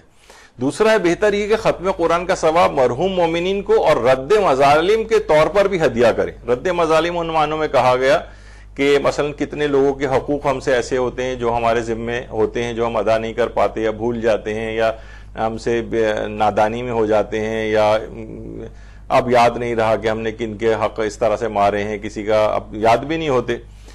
تو پروردگار کو ہم کہتے ہیں کہ پروردگار اس کا ثواب میں ان لوگوں کے نام کرتی ہوں کہ جن کو کوئی بھی میں نے اس طرح سے کوئی نقصان پہنچایا، ہو سکتا ہے کسی کو رنجیدہ کیا ہو، کسی کی غیبت ہو گئی ہو، تو یہ ثواب قیامت میں اس صاحب حق کو دیا جائے گا، اس کے سامنے رکھا جائے گا کہ یا تو اس شخص کو معاف کر دو یا اس ثواب کو لے لو۔ وہاں تو ایک ایک نیکی کی ضرورت ہوگی، تو وہاں لازمی وہ شخص جو ہے جو صاحب حقوق ہے، جس کا ہم نے مادی کوئی حق مارا ہے یا کوئی اور غیبت وغیرہ کی ہے، تو اس وقت وہ نیکی کو لے لے گا اس تلاوت قرآن کی اور آپ کو معاف کر دے گا۔ تو بہرحال یہ رد مظالم کے طور پر بھی ہدیہ کیا جا سکتا ہے، اور انسان کوشش کرے کہ یہ رد مظالم جو ہے اپنے آبا و اجداد، اپنے والدین مرحومین اور باپ دادا نانا نانی اور اس سے پہلے کے جو اجداد گزرے ہیں ان کو انسان بعض اوقات بھول جاتا ہے، ان کے بھی رد مظالم کے طور پہ، کہ ان کے بھی بہت سارے حق ایسے ہیں جو وہ لوگ ادا نہیں کر سکے ہوں گے، ان تک بہت سی چیزیں جو سہولیات آپ تک ہیں، درس و تدریس، یہ وہ سب چیزیں اس زمانے میں نہیں تھیں، ان چیزوں سے ناواقف تھے اور ایسی دنیا سے چلے گئے، تو ان کو بھی آپ اس کے اندر شریک کر لیں۔ اور بہت سی غلطیاں ایسی ہوتی ہیں جن کے گناہ، جن کے اثرات نسلوں میں بھی چلتے ہیں، تو آپ ان کے لیے مغفرت طلب کر کے اور اس ثواب کو ہدیہ کر کے ان اثرات کو بھی ختم کر سکتے ہیں جو اب آپ تک پہنچ رہے ہوں گے۔ بہت سی غلطیوں کے اثرات بہت آنے والی نسلوں میں بھی جاتے ہیں۔ اچھا، پھر کوشش یہ ہو کہ بہتر ہے کہ قرآن جو ہے شب قدر میں ختم ہو، جیسے کہ ابھی ہم نے کہا کہ رمضان المبارک میں اور شب قدر میں اس کا ایک ادب ہے۔ اسی طرح سے ایک ادب یہ بھی ہے کہ بہتر ہے کہ خواتین ان ایام کا انتخاب کریں ختم قرآن میں کہ جن میں ان کے ماہانہ عدد کے جو ایام نہ ہوں۔ تو ایک تو ویسے ہی قول مشہور ہے کہ اس میں 7 آیات سے زیادہ تلاوت کرنا جو ہے وہ مکروہ بھی شمار کیا گیا ہے۔ البتہ آغا سیستانی کے ہاں اس طرح کا معاملہ نہیں ہے، لیکن بہرحال یہ کہ جو آیات سجدہ جو 4 آیات ہیں صرف وہ نہیں پڑھ سکتی، لیکن باقی جتنی بھی اور پورا قرآن جو ہے وہ تلاوت کیا تو جا سکتا ہے۔ لیکن بہتر ہے ایک ادب کے طور پر ہے کہ ایسے دنوں کا ختم قرآن کے سلسلے میں آپ انتخاب کریں گے جس میں وہ نجاست کے ایام نہ ہوں۔ اچھا، ایک اور ادب اس کا یہ ہے کہ سورہ والضحیٰ سے لے کر آخر قرآن تک ہر سورے کے اختتام پر اللہ اکبر کہنا، یعنی سورہ والضحیٰ یعنی سمجھیں کہ والضحیٰ کو ملا کر یہ بالکل آخری پارے کے اندر ہے اور آخری سوروں میں سے ہے، تقریباً یہ 22 سورہ بنتے ہیں۔ یعنی ایک ادب یہ ہے کہ جیسی ہر سورہ جو سورہ والضحیٰ جو آپ نے ختم کی اس کے بعد کہیں اللہ اکبر، پھر اس کے بعد کا سورہ پڑھا اس کے بعد کہیں اللہ اکبر۔ یعنی یہ تمام سوروں کے متعلق نہیں کہا جا سکتا ہے ہر سورے کے متعلق بھی پورے قرآن میں، لیکن بہرحال یہ ایک ادب شمار کیا گیا کہ سورہ والضحیٰ سے آخر قرآن تک ہر سورے کے اختتام پر اللہ اکبر کہا جائے۔ اچھا، اسی طریقے سے ختم قرآن کا جو وقت ہے اس کو استجابت دعا کا بہت خصوصی وقت قرار دیا جاتا ہے۔ ختم قرآن کا جو وقت ہے یہ استجابت دعا کا بہت خصوصی وقت ہے۔ اس وقت واقعتاً کوشش کرنی چاہیے کہ اپنی جو بھی حاجات ہیں پہلے سے کاپی پینسل کے اندر آپ لکھ کے رکھیں، جو اس وقت دعا مانگیں گے لازمی دعا قبول ہو جائے گی۔ اور باقاعدہ جو ختم قرآن کی محافل منعقد ہوتی ہیں، اس موقع پر لوگ اپنی دعاؤں کو دماغ میں حاضر رکھتے ہیں، پہلے سے پلاننگ کر کے آتے ہیں کہ ہم جو ہیں وہاں پر فلاں محفل، گھروں میں بھی دیکھیے محافل کا انعقاد کریں، گھروں میں خواتین کو بلائیں، پہلے سے اپنا ایک گروپ بنا لیں، گھر پہ ایک قرآن ختم کریں، اس کے بعد آخری دن جو ہو ختم قرآن کا اس میں چاہے وہ چند ہوں 4 5 10 8 خواتین جتنے بھی آپ کا گروپ ہو، گھر پہ وہاں پہ چھوٹا موٹا کھانا بھی کچھ وہ کر لیں، اور وہ بہترین اجتماعی طور پر سب ختم قرآن کریں گے، ثوابوں کو ہدیہ کریں گے، اور اس کے بعد جو دعائیں کریں گے وہ انشاءاللہ ساری کی ساری دعائیں مستجاب ہوں گی۔ تو گھروں پہ برکات کے لیے ان محافل کا انعقاد کرنا چاہیے، کیونکہ ختم قرآن کی مجلس میں جو ہے قبولیت دعا بڑا زبردست اہتمام اللہ کی طرف سے ہوتا ہے۔ ایک تو وہی ابھی جو آپ نے حدیث سنی تھی الحال المرتحل والی، کہ پیغمبر فرماتے ہیں اس شخص کے لیے اللہ کے پاس قبول ہونے والی ایک دعا ہے، یعنی اس موقع پر جب ختم قرآن کرے گا تو وہ جو بھی دعا مانگے گا اس وقت لازمی قبول ہو جائے گی۔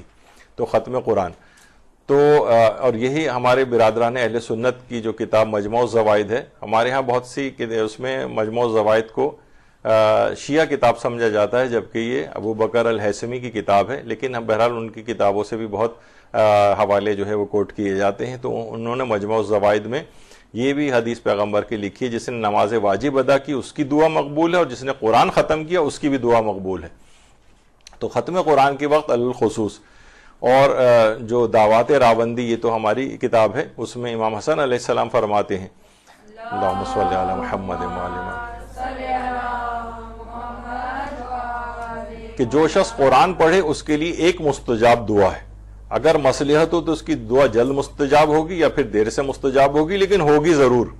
یعنی اس کا مطلب ہے کہ ایک دعا کوئی ایسی بہت آپ کے نزدیک اہم ترین دعا ہو، اس کو بالکل آپ پرائیورٹی کے اوپر رکھیں سوچ کے کہ آج ختم قرآن ہے، آج میں فلاں دعا آج قبول کرواؤں گی اللہ سے۔ تو یہی وجہ ہے کہ وجہ اس کی ہے کہ ختم قرآن کے بعد جو دعا کی جاتی ہے اس پر 4000 فرشتے آمین کہتے ہیں۔ 4000 فرشتے آمین کے معنی ہے کہ پروردگار اس کی اس دعا کو قبول کر لے، اور اس کی معصوم ہستیاں اس کے فرشتے جب وہ آمین کہیں گے 4000 کی تعداد میں، تو اللہ لازمی اس دعا کو قبول کر لیتا ہے۔ تو اس میں واقعتاً اس کو یاد رکھنا چاہیے۔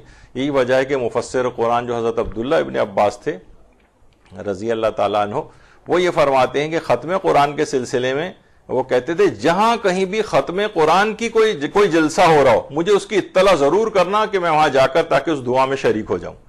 یعنی بعض اوقات یہ بھی ہوتا ہے کہ ختم قرآن ہم نے نہیں کیا، لیکن ختم قرآن کا کوئی جلسہ منعقد ہو رہا ہے کہ جہاں پر قرآن اس وقت ختم کیا جائے گا اور دعا کی جائے گی، وہ کہتے تھے مجھے بتانا اگر کہیں بھی ایسا جلسہ کہیں منعقد ہو رہا ہو تاکہ میں وہاں جاؤں اور اپنی دعا کو قبول کرواؤں۔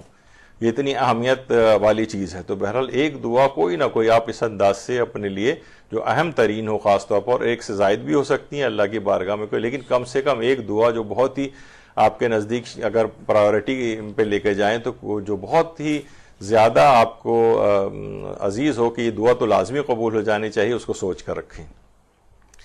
اچھا، اب ختم قرآن کے وقت ایک تو آپ کی کچھ ذاتی دعائیں ہیں، اور ایک ہے کچھ مسنون دعائیں بھی ہیں کہ جو کہ تعلیم کی گئیں جو کہ پڑھی جائیں۔ تو ختم قرآن کے سلسلے میں کچھ معصورہ دعائیں بھی ہیں اور کچھ غیر معصورہ دعائیں بھی ہیں۔ معصورہ کہتے ہیں کہ جو خود ائمہ معصومین سے مروی ہوئی ہیں کہ فلاں معصوم نے یہ والی دعا ختم قرآن کے وقت پڑھی، یہ معصورہ ہے۔ اور کچھ غیر معصورہ بھی ہیں، وہ علماء نے وہ کی ہیں، انشاء کی ہیں۔ انشاء کے معنی یہ ہوتے ہیں یعنی خود سے بنائی ہیں اور بہترین الفاظ کا استعمال کر کے ان دعاؤں کو بنایا گیا ہے۔ ہمارے ہاں دیکھیے زیارات بھی معصورہ بھی ہوتی ہیں اور غیر معصورہ بھی ہوتی ہیں۔ معصورہ جو خود ائمہ معصومین سے جو مروی ہیں زیارات، اور کچھ ایسی ہیں جو علماء نے خود انشاء کی ہیں، یعنی اچھے الفاظ کے ساتھ ہم کسی بھی معصوم کو کیسے سلام کریں۔ بعض اوقات ہوتا ہے نا السلام علیکم یا اہل القبور، ہم وہاں جا کر کہتے ہیں قبرستانوں وغیرہ میں، اکثر لوگ جا کے اعتراض کرتے ہیں کہ ہم امام خمینی کے مقبرے پر گئے تو وہاں پہ بھی ایک زیارت نامہ لگا ہوا ہے، بتائیے جو ہے انہوں نے تو زیارت کہتے ہیں اصل میں، یعنی ملاقات کا نام زیارت ہے ایک تو، اور دوسرے ہے کہ جب کہیں زیارت پہ گئے تو کسی مردہ کو سلام اچھے الفاظ سے کریں، تو اچھے الفاظ آپ خود بھی بنا سکتے ہیں۔ اس کو غیر معصورہ البتہ کہا جائے گا، معصومین سے نسبت نہیں دی جائے گی۔ تو اچھے ہمارے بہت سارے امام زادوں کے آپ دیکھتی ہیں کہ مقبروں کے اوپر زیارت نامے لگے ہوتے ہیں، تو وہ غیر معصورہ ہیں، وہ علماء نے انشاء کی ہیں خود، اچھے الفاظ میں ان کو کیسے سلام کیا جائے۔ تو ختم قرآن کے سلسلے میں بھی معصورہ ہیں اور کچھ غیر معصورہ دعائیں بھی ہیں۔ خاص طور پر جو اس میں سب سے زیادہ مشہور اور سب سے زیادہ بہترین دعا ہے وہ امام سجاد علیہ الصلوۃ والسلام کی دعا ہے، اللہم صلی علی محمد وآل محمد، جو کہ صحیفہ کاملہ کی 42ویں نمبر کی دعا ہے۔ تھوڑی سی ذرا طویل ہے، عمومی اور دیگر جو دعائیں ختم قرآن ہوتی ہیں ان سے ذرا یہ بڑی دعا ہے، لیکن اس کو واقعتاً ترجمے کے ساتھ اور اس موقع پر خاص طور پر صحیفہ کاملہ کی امام سجاد والی دعا جو ہے وہ پڑھی جائے. اور حرموں میں بھی جب ختم قرآن ہوتے ہیں تو اس موقع پر یہی صحیفہ کاملہ کی 42 نمبر کی امام سجاد کی دعا پر اس کا اختتام ہوتا ہے. تو یہ پڑھی جاتی ہے ہر جگہ پر.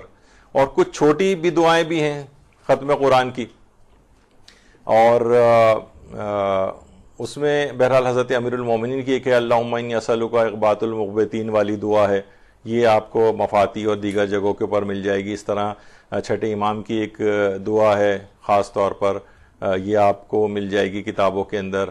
کوشش کریں کہ ساری ہی اگر پڑھ لیں، بہت مختصر ہی ہیں. یا دعا ایک ہے اللہم ارحمنی بالقرآن، یہ والی جو دعا ہے اللہم ارحمنی بالقرآن واجعل لی اماما و نورا و ہدی والی، یہ بھی مختصر سی ایک دعا ہے، یہ بھی پڑھی جا سکتی ہے. یا علامہ مجلسی نے بہار میں حضرت امیر کی ایک دعا ہے اللہم اشرح بالقرآن صدری واستعمل بالقرآن بدنی، اور اس طرح سے کر کے آخر تک. تو یہ 3 4 5 اس طرح کی ہیں. تو ان کو خاص طور پر تو ان کے بہت فوائد ہیں ان دعاؤں. اگر ان کے صرف آپ ترجمہ ہی پڑھ لیں تو ان ترجمہ پڑھنے سے آپ کو اندازہ ہوگا کہ دعائے ختم قرآن جو کہ معصورہ دعائیں ہیں معصومین سے مروی، اس کے اندر بے شمار فائدے بتائے گئے ہیں اس ختم قرآن کی اس دعا کے اندر. تو وہ اس وجہ سے جو فوائد ہیں وہ سب آپ کو حاصل ہو جائیں گے. تو کوشش کریں کہ اپنی جو بھی ذاتی دعا ہے وہ تو کریں ہی آپ، اس کے علاوہ ان مسنون دعاؤں کو یا ان معصورہ دعاؤں کو بھی ضرور پڑھیں جو ختم قرآن کے وقت کی جاتی ہیں. کچھ غیر معصورہ دعائیں بھی علماء نے لکھی ہیں، وہ ابھی اتنا میرے پاس وقت نہیں ہے، ورنہ وہ غیر معصورہ ہیں، معصومین سے مروی نہیں ہے، لیکن ان کے بہت زبردست الفاظ ہیں اس کے اندر، اور بہترین اس کے اندر بھی دعائیں موجود ہیں، وہ بھی آپ کو کتابوں میں مل جائیں گی. اچھا، یہ دعائیں ختم قرآن ہے، یہ کب کب پڑھی جا سکتی ہے؟ کیا یہ ابھی تو دماغ میں یہ آ رہا ہے ظاہر ہے کہ یہ پورا قرآن جب ختم ہو جائے، لیکن علماء نے یہ بھی کہا کہ یہ دعائیں ختم قرآن ہر سورے کے اختتام پہ بھی آپ پڑھ سکتی ہیں، یا کم سے کم آپ مختصر والی پڑھنے چلیں. اگر صحیفہ کاملہ کی 42ویں نمبر کی نہیں بھی پڑھتی ہیں آپ تو سب سے چھوٹی والی پڑھ لیں، کوئی سی جو بھی اس سے پہلے ہم نے آپ کو دکھائی 1-2 لائنوں کی تھیں وہ. لیکن ویسے تو آخر میں ہے، لیکن یہ ہر سورے کے اختتام پر بھی پڑھی جا سکتی ہیں، تو اور آپ کے لیے بڑا فائدہ مند چیز ہو جائے گی. اچھا، ختم قرآن کی جو تقاریب ہوں، کوشش کی جائے کہ وہ اس میں تقاریب ہوں، تحائف وغیرہ دیے جائیں. بچوں کو دیکھیے تشویق ہوتی ہے، ترغیب ہوتی ہے. یہاں پہ آپ دیکھتی ہیں یہ مختلف گیم شوز ہیں، اور موٹر سائیکلیں بٹ رہی ہیں، اور یہ ہو رہا ہے وہ ہو رہا ہے. تو آپ نے دیکھا کہ سارے دنیا بیٹھ کے اس وقت رمضان کے اندر بیٹھ کے وہ گیم شوز دیکھ رہی ہوتی ہے، حالانکہ اس وقت عبادات کا یا آرام کا یا اور بہت ساری چیزوں کا اس وقت ہوتا ہے. لیکن سارے لوگ اس موسیقی کے ساتھ خوب زبردست گیم شوز دیکھ رہے ہوتے ہیں. ہر 2 منٹ بعد ایک موٹر سائیکل کا انعام مل رہا ہے. لیکن یہ بچہ جو ہے بیچارہ، جو کوئی اپنا ختم قرآن کرتا ہے، بہت ہوا تو اس کو ہار پہنا دیتے ہیں، ایک مٹھائی کا ڈبہ آ جاتا ہے وغیرہ. اس کو ایسے یعنی بہترین انعامات رکھے جائیں تاکہ اور بچوں کو بھی شوق پیدا ہو. مٹھائی کھانے میں بچوں کو ایسا کوئی شوق نہیں ہوگا ان کو ہار پہننے کا، لیکن یہ کہ بہرحال ایک اہمیت کا ایک احساس ہوتا ہے. ایسی کوئی تقریب ہو، اس کے اندر اسے پرشکو کوئی ایسا انعام دیا جائے بچے کو، تو اور بچوں کو بھی ترغیب. پہلے سے خاندان کے بزرگ اعلان کر دیں کہ جو بھی مثلا اس طرح سے کرے گا، ختم قرآن کرے گا، قرآن کے اتنے سورے حفظ کرے گا، تو اس کو میں یہ گنا قدر انعام ہو. یعنی ایسا نہ ہو کہ بس یہی کہ 500 روپے ملیں گے، 100 روپے ملیں گے. آج کل بچوں کی نگاہ میں اس کی کوئی حیثیت نہیں ہے. تو بہرحال اس میں انعامات وغیرہ بھی رکھے جائیں تاکہ شوق پیدا ہو. تو اسی طریقے سے گھروں کے اندر اس طرح سے انعقاد ہو، اور اس محفل کے اندر کچھ نہ کچھ کھانے پینے کا، اچھے ریفریشمنٹ کا اس طرح کا انتظام ہو. بہرحال لوگ اس کی رونق ہوتی ہے، اور لوگ بہرحال اس کے اندر پھر آتے ہیں اور شریک ہوتے ہیں اس طرح سے. تو بہرحال دیکھیے، جس گھر میں بھی تلاوت ہوتی ہے نا، وہاں پر یعنی وہ چھٹے امام جعفر صادق علیہ السلام فرماتے ہیں کہ وہ گھر آسمانوں کو اسی طرح سے نورانی اور چمکتا ہوا نظر آتا ہے جس طرح اہل زمین کے لیے ستارے نورانی نظر آتے ہیں. اصول کافی کی تو یہ گھر نورانی ہو جائیں گے جہاں اس قدر تلاوت ہو رہی ہوگی، ختم قرآن ہو رہا ہوگا. تو گھر میں نوجوان بچوں کو یہ شروع سے اس کا عادی بنانا چاہیے. بچپن کا زمانہ ان کا کھیل کود میں ہم اسی طریقے سے نکال دیتے ہیں، لیکن تاکہ بڑے ہونے تک بھی ان کی عادت بن جائے. بزرگوں کو بھی اس میں بلائیں. قرآن کی تو ہر بچے، جوان، بوڑھے سب کی ضرورت ہے، اور بوڑھوں کو تو اس لحاظ سے اور زیادہ ضرورت ہے کہ وقت ان کے پاس کم رہ گیا ہے، اب جتنا بھی وہ اس دنیا سے کشید کر کے جا سکیں. جس طرح قاریان قرآن اور وہ ہوتے ہیں، وہ حرموں کے اندر جاتے ہیں، حاضر ہوتے ہیں، وہاں پہ بھی خدمات اپنی انجام دیتے ہیں. بہرحال ایک ہوتا ہے کہ انسان ان سعادتوں کو حاصل کرے. ابھی پچھلے دنوں سنا تھا کہ 2000 سے زائد خواتین نے حرم معصوم قم میں قرآن و حدیث سینٹر میں حفظ کی کلاسوں میں شرکت کی تھی. 2000 سے زیادہ. تو بہرحال یہ اس طرح سے شوق ہوتا ہے خواتین کے اندر. یہاں ایسے کوئی پروگرامز بھی ہم لوگ انعقاد نہیں کرتے ہیں، اور ظاہر ہے پھر معاشرہ پورا تنزلی کا اس لحاظ سے شکار ہو رہا ہے. تو تلاوت قرآن کو بہت رائج کرنا چاہیے. تو یہ ختم قرآن کو آپ نے دیکھا کہ یہ کس قدر اہمیت ہے اس کی. بلکہ ایک روایت میں تو پیغمبر نے یہ فرمایا کہ جو بھی قرآن کو اس انداز سے حفظ کرتا ہے، پڑھتا ہے اور قرآن کو ختم کرتا ہے، تو ایک گونا اس کے اندر نبوت اس کے اندر آ جاتی ہے، بین الجنبین، یعنی اس کے اندر بس یہ کہ اس کے اوپر وحی نازل نہیں ہوتی. یعنی ایک وہ نبی کے لحاظ سے جو ایک نورانیت اور وہ چیزیں جو ہوتی ہیں اس کا ایک حصہ گویا اس کو بھی مل جاتا ہے. ظاہر ہے وہ خدا نخواستہ یہ تو نہیں کہا جا رہا ہے کہ وہ نبی ہو جائے گا، اس پہ نہ کوئی وحی آئے گی نہ کچھ ہوگا، لیکن وہ پاکیزگی ویسی حاصل کرے گا. اس طرح انبیاء ایک شائبہ اس کے اندر پیدا ہونے لگے گا کہ یہ اتنا ہی مقدس اور پاکیزگی اس کے اندر آ گئی ہے کہ قرآن کو اس نے ختم کیا ہے. قرآن کو حفظ کرنے کے سلسلے میں بعض اوقات یہ چیز ہوتی. تو قرآن کے سلسلے میں یہ بات ہوئی. اچھا، اب اس میں اب جبکہ ختم قرآن کی بات ہو رہی تو ممکن نہیں ہے کہ ایک ایسی خاتون کا ہم تذکرہ نہ کریں کہ جن کی ختم قرآن کے لحاظ سے ہی بہت زیادہ شہرت ہے. اور یہ خاتون کون ہے؟ سیدہ نفیسہ خاتون، کہ جو کہ حضرت امام جعفر صادق علیہ السلام کی بہو تھیں. درود بھیجیں محمد، اللہم صلی علی محمد. 6 سال کی عمر سے قرآن حفظ کرنا شروع کیا تھا. حافظہ قرآن تھیں، قرآن و حدیث کی بہت بڑی عالمہ اور ماہر تھیں. عبادات اس قدر انجام دیتی تھیں، ابھی آپ تفصیل ان کی سنیں گی. پورے صائم الدہر تھیں، یعنی پورے سال روزے سے رہتی تھیں. اور اس کے علاوہ یہ کہ بے تحاشا ان کی عبادات ہیں. تلاوت قرآن کا تو ابھی آپ آگے چل کر ان کا ذکر آپ سنیں گی ہی. اور روضہ رسول پر جب مدینے میں تھیں، کیونکہ پیدائش ان کی مدینہ منورہ ہی کی تھی، تو وہیں پر ہی پیدائش ان کی ہوئی تھی. اور امام موسیٰ کاظم علیہ السلام کے جو بھائی تھے اس سے ان کی شادی ہوئی تھی. یہ ان کی بہو تھی ہمارے چھٹے امام کی. 16 سال کی عمر میں ان کی شادی ہوئی. تو انہوں نے ان کی اتنی زیادہ ان کی ابھی آگے چل کے ان کی خدمات ہم جو ہے وہ بیان کریں گے کہ زندگی میں انہوں نے کتنی مرتبہ قرآن ختم کیا تھا. ریاحین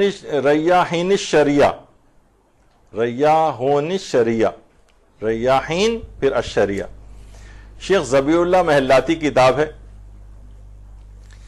اور یہ پرومیننٹ شیعہ خواتین کے اوپر لکھی گئی، یعنی تاریخ کی جو بہترین یعنی پرومیننٹ شخصیات شیعہ خواتین میں گزری ہے اس کے اوپر ریاحین الشریعہ کے نام سے انہوں نے کتاب لکھی، شیخ ذبیح اللہ محلاتی نے. انہوں نے فرمایا کہ انہوں نے اپنی پوری زندگی میں 1900 مرتبہ قرآن ختم کیا ہے. 1900 مرتبہ قرآن ختم. اور کس انداز سے ختم کیا ہے کہ انہوں نے اپنے گھر میں اپنے ہاتھوں سے اپنی قبر کھودی تھی. اب کھدوائی نہیں تھی کسی مرد سے، خود اپنے ہاتھ سے قبر کھودی تھی اور اس قبر کے اندر بیٹھ کر تلاوت قرآن کیا کرتی تھی، حتیٰ کہ اپنی بعض واجب نمازیں اور مستحب نمازیں بھی اس قبر میں جا کر پڑھتی تھیں. 1900 دفعہ ختم قرآن کیا ہے. یہ تو شیخ ذبیح اللہ محلاتی نے لکھا ہے، لیکن دوسری ایک اور روایت ہے، ان کی اپنی ایک بھتیجی تھی جن کا نام بھی زینب تھا. بہرحال اس نام پہ بھی بہرحال ایک درود بھیجیے. اللہم صلی علی محمد.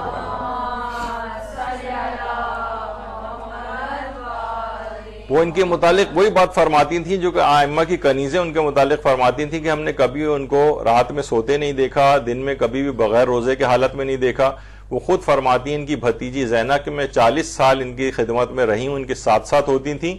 اور ان کا کہنا یہ ہے کہ انہوں نے اپنی زندگی میں 6000 دفعہ ختم قرآن کیا ہے. 6000 بار ختم قرآن.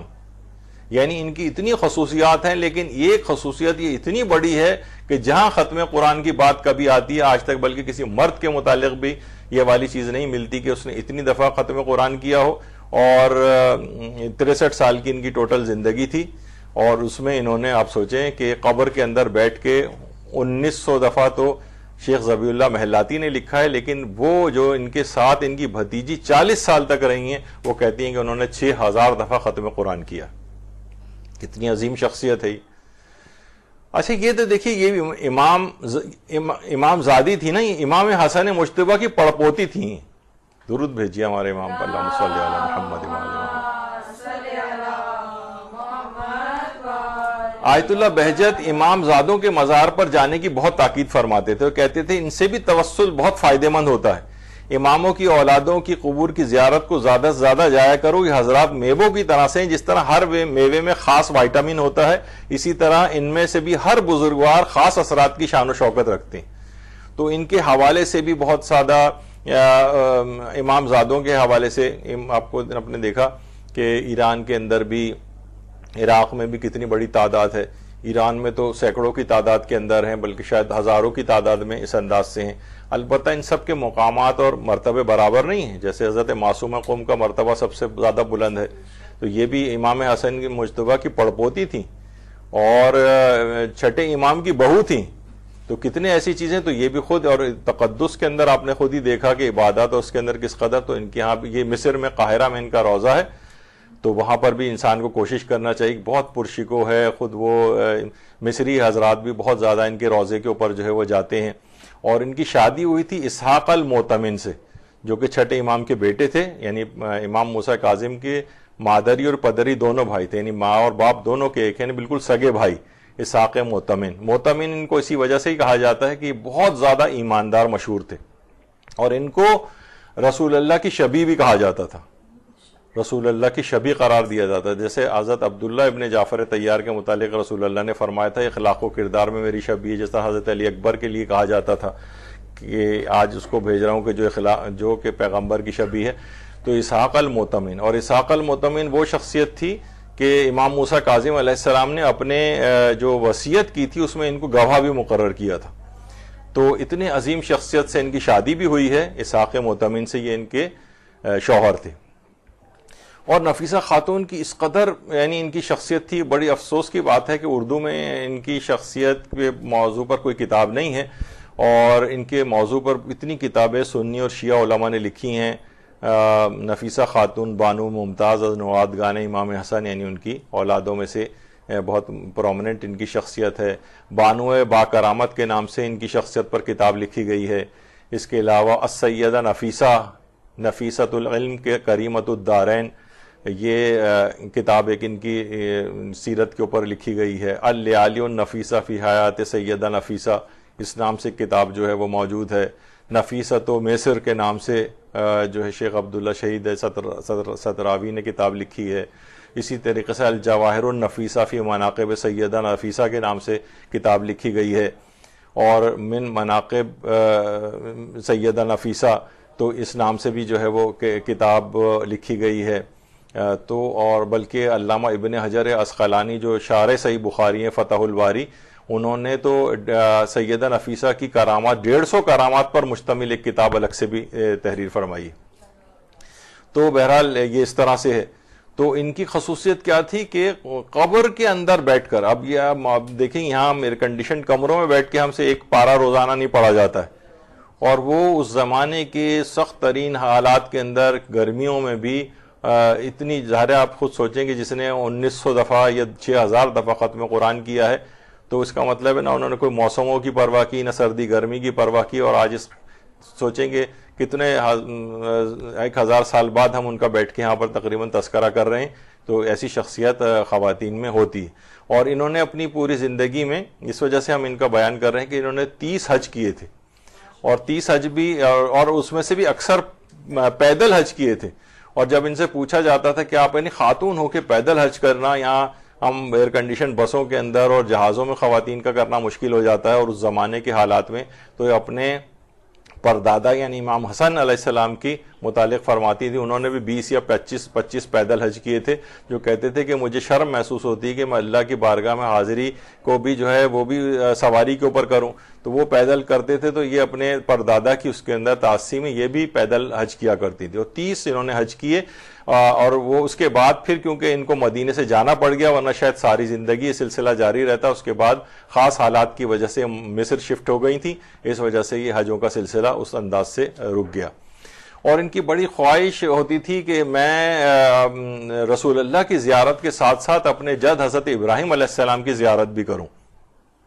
تو خواب میں ایک مرتبہ انہوں نے, جب یہ بہت زیادہ ان کے وہ ہوا خواہش, تو حضرت ابراہیم علیہ السلام ان کے خواب میں آئے تھے اور ان کو بشارت دی کہ تم صالحات کے اندر سے ہو, اور اللہ بھی کہ ہاں بھی تمہارا بہت بلند مقام اور مرتبہ ہے. اور خوابی میں حضرت ابراہیم علیہ السلام نے ان کو سورہ مزمل پڑھنے کی تاکید فرمائی تھی, وصیت کی تھی کہ آپ پابندی کے ساتھ سورہ مزمل پڑھا کریں. تو حضرت ابراہیم سے ان کا بڑا خصوصیت کے ساتھ لگاؤ تھا, اور چاہتی تھیں کہ ان کی بھی زیارت ان کو ملے.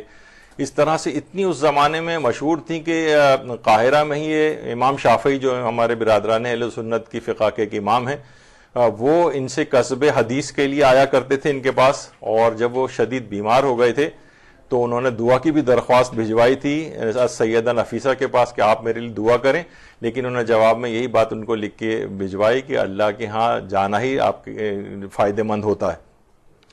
تو امام شافعی بہرحال سمجھ گئے تھے کہ اب میرا آخری وقت آ گیا ہے, تو کہا کہ اچھا پھر آپ میرے جنازے پر آئیے گا. لیکن اس وقت یہ انتہائی سخت علیل تھیں اور بیمار تھیں, تو بہرحال اتنی اس کی ہو گئی تھی تاکید کہ حضرت یہ جو امام شافعی تھے, ان کے انتقال کے بعد ان کا جنازہ سیدہ نفیسہ کے گھر لایا گیا تھا, ان کی خواہش پہ کہ مرنے کے بعد. اور کسی جگہ میں نے پڑھا ہے کہ ان کے گھر کا طواف کرایا گیا تھا, یا طواف کے معنی وہ اصطلاحی طواف نہیں ہوتے, خانہ کعبہ وغیرہ کے جو طواف ہوتے ہیں. تو امام شافعی اتنا زیادہ ان سے متاثر تھے, یہی وجہ ہے کہ علماء اہل سنت نے بھی ان کے اوپر بہت کتابیں لکھی ہیں. اسی طرح امام مالک ان سے کسب حدیث کیا کرتے تھے, یعنی ایسی شخصیت تھی ان کی کہ امام مالک بھی ان سے حدیثوں کو اخذ کیا کرتے تھے. مدینے میں جنت البقیع میں امام مالک کی قبر ہے, ہمارے برادران اہل سنت کے جو امام ہیں. اور اتنی شخصیت ان کی ایسی مشہور ہے وہاں پر, ان کا جو روضہ ہے قاہرہ میں, کہ ابھی بھی جو نئی نویلی دلہنیں ہوتی ہیں شادی کے بعد, ان کو پہلے رخصتی سے پہلے یہاں پر لایا جاتا ہے سیدہ نفیسہ کے مزار پر. وہ اس کا طواف کرتی ہیں. اچھا دیکھیے, وہی طواف کے معنی بار بار جو آ رہے ہیں, تو اس سے اصطلاحی طواف جو اس کو وہ نہ سمجھا جائے کہ لوگ فوراً اس پہ لے جاتے ہیں کہ اچھا ان لوگوں نے اپنا ایک الگ جو جس طرح آئمہ کے وہاں پر بھی ایک شہداء کے جو لاشیں لائے جاتے ہیں اور آئمہ کی زری کا طواف کرایا جاتا ہے, تو طواف سے مراد چکر لگانا ہے. وہ اصطلاحی طواف نہیں ہے کہ خانہ کعبہ بنایا جا رہا ہے وہاں پہ, جیسے کہ لوگ بہت سے اعتراض کرتے ہیں. تو وہاں پر ابھی تک مصر میں ان کے روضے پر لوگ جو ہے اس انداز سے دلہنوں کو لے کر آتے ہیں. اور رسول اللہ بھی حضرت نفیسہ خاتون سے بہت راضی ہوئے تھے. ان کے والد خود فرماتے ہیں, حسن الانور جن کا نام کے طور پر مشہور ہے, حسن بن زید, تو وہ یہ فرماتے ہیں کہ جب نفیسہ میرے ساتھ قبر رسول جب مدینے میں تھے تو وہاں جایا کرتی تھیں, اور میں وہاں جا کر کہتا, رسول اللہ کی قبر پہ جا کے کہتا تھا کہ یا رسول اللہ میں اپنی بیٹی سے بہت راضی ہوں. تو پھر مجھے خواب میں رسول اللہ آئے اور انہوں نے کہا کہ میں بھی تمہاری بیٹی سے راضی ہوں اور اللہ بھی اس سے راضی ہے. تو بہرحال حضرت نفیسہ خاتون کی اس قدر عظمت ہے. حضرت نفیسہ کی شادی کے سلسلے میں بھی رسول اللہ نے ہدایت دی تھی. یہ 16 سال کی تھیں اور اس زمانے سے بہت زیادہ مقدس تقدس معابین کے اندر تھی کہ اسحاق المعتمن جن کا بھی میں نے ذکر کیا جو ان کے شوہر تھے, انہوں نے خواستگاری کی تھی ان کے والد حسن الانور سے.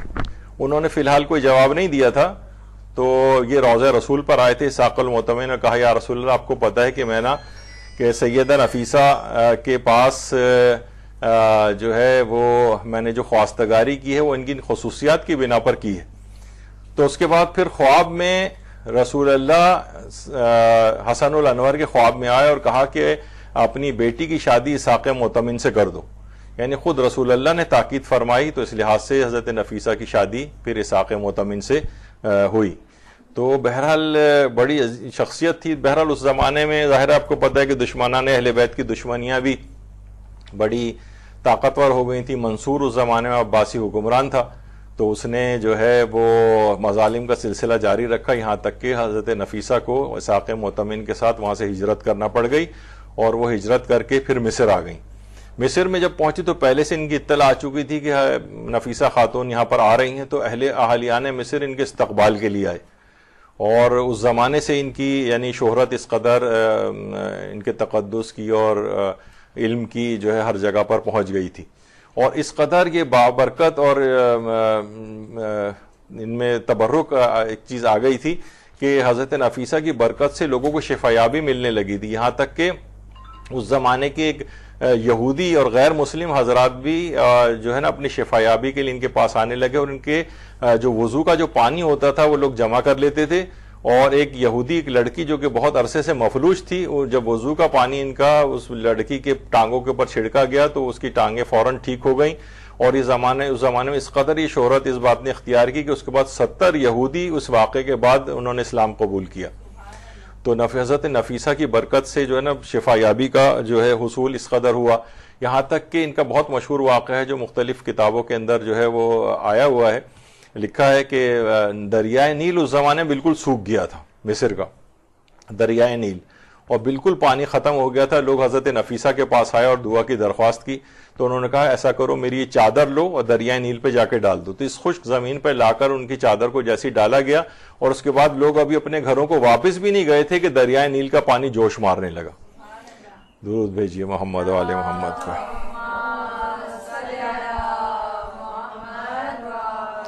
اور کوئی عجب نہیں کہ تمام چیزیں جو ہیں ان کی اس قدر کثرت تلاوت. دیکھیے آدمی واقعتاً بڑا صاحب معجزہ ہو جاتا ہے, مستجاب الدعوات ہو جاتا ہے. قرآن کی اس قدر تلاوت, یہ ختم قرآن ان کے 6-6 ہزار دفعہ, تو واقعتاً وہ تمام فضائل آپ ان قرآنی آیات کے پڑھیں تو ان کا حامل انسان ہو جاتا ہے. قرآن کے اندر بڑی یعنی قرآن کلام الہی ہے, کیا کچھ اس کے کلام الہی کی برکت سے چیزیں نہیں ہو سکتی.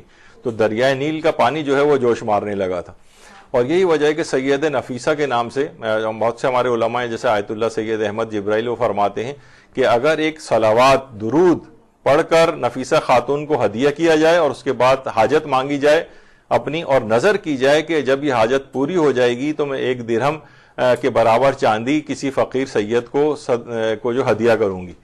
اللہم صلی علی محمد و آل محمد.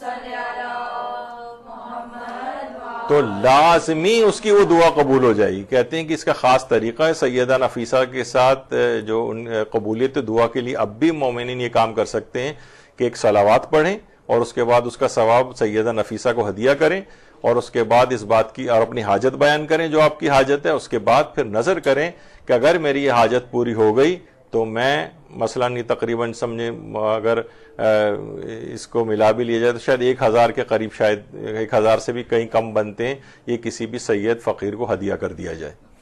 تو یہ ایک ان سے اس کا ایک خاص طریقہ. اور آیت اللہ بہجت بھی اس لحاظ سے بہت اس بات کی تاکید فرماتے تھے کہ مصر میں جو مدفون ہیں امام حسن کی جو پڑپوتی ہیں, ان سے اگر ان کے حوالے سے دعا کی جائے اور نظر کی جائے تو ان حاجت جو ہے وہ فوراً قبول ہو جاتی ہے. آیت اللہ بہجت نے بھی در محضر آیت اللہ بہجت کے نام سے جو کتاب ہے اس کے اندر بھی اس بات کو جو ہے وہ لکھا گیا ہے.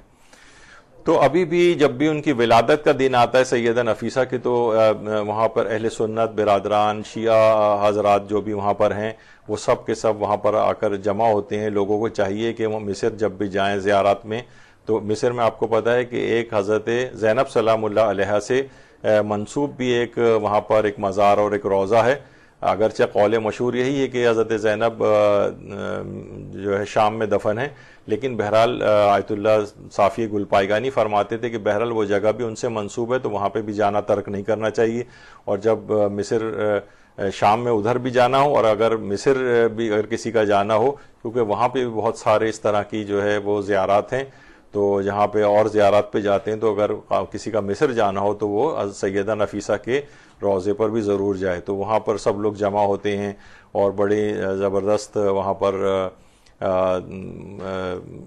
مسلمان سارے جمع ہوتے ہیں. تو حضرت نفیسہ خاتون کا جس وقت انتقال ہوا تھا تو اس وقت کی بھی ایک بڑی عجیب کیفیت تھی. ساری زندگی روزے سے رہتی تھیں, اس وقت بھی روزے کی حالت میں تھیں.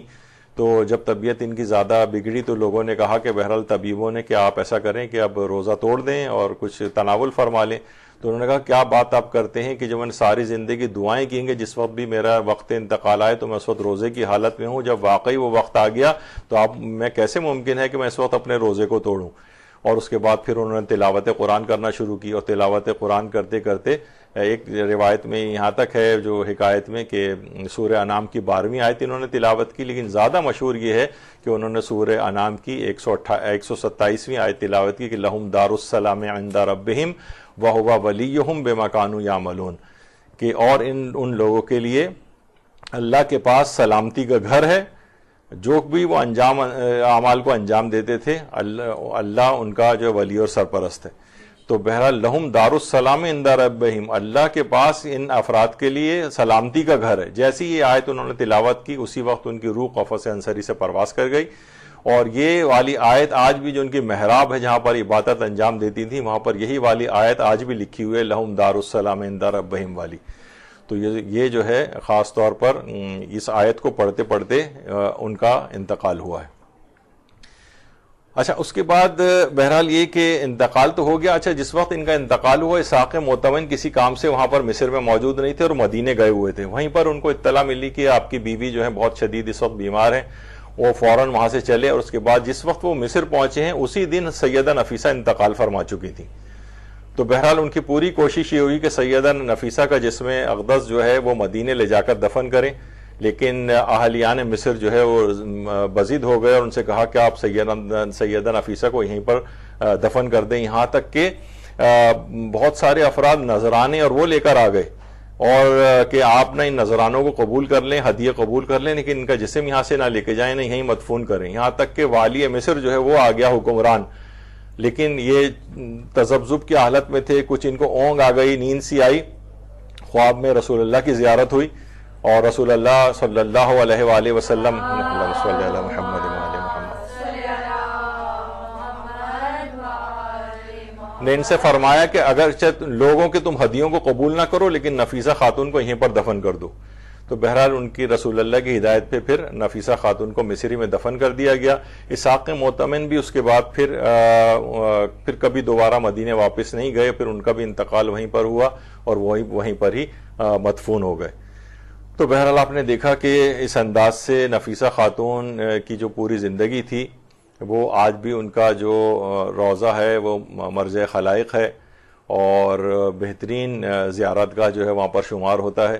تو ان کی اتنی ساری خصوصیات، اتنی کہ محدثہ بھی تھیں، عالمہ بھی تھیں، عبادت آپ نے دیکھی کہ کس انداز کی ان کی عبادت ہوتی تھی، روزے کیسے رکھتی تھیں، حج کس طرح سے انجام دیتی تھیں، عالمہ کس قدر بڑی تھیں کہ اتنے بڑے بڑے علماء اہل سنت کے ان سے کسب حدیث کیا کرتے تھے، اور چھٹے امام کی بہو تھیں، امام حسن کی پڑپوتی تھیں، کتنے سارے ان کے فضائل، لیکن اس کے اندر جو خصوصیت کے ساتھ یعنی ختم قرآن کرنے کا جو ان کا سلسلہ تھا کہ 1900 دفعہ یا 6000 دفعہ ختم قرآن، اس نے ان کو کتنا بڑا ایک مقام عطا کیا کہ واقعتاً عقل حیران رہ جاتی ہے کہ شیعت کی تاریخ میں کس قدر اس قسم کی خواتین گزری ہیں جو تقدس کے اندر اس قدر اعلیٰ مقام جنہوں نے اپنے عمل کے ذریعے، دیکھیے وہی زندگی مولا کی بھی 63 سال کی زندگی تھی، پیغمبر اکرم کی، اور ان کی بھی 63 سال کی زندگی، تو آج بھی ایک ایوریج عام طور پہ یہی 60-65 سال کی عمر میں انسان عام طور پہ مرتا ہے۔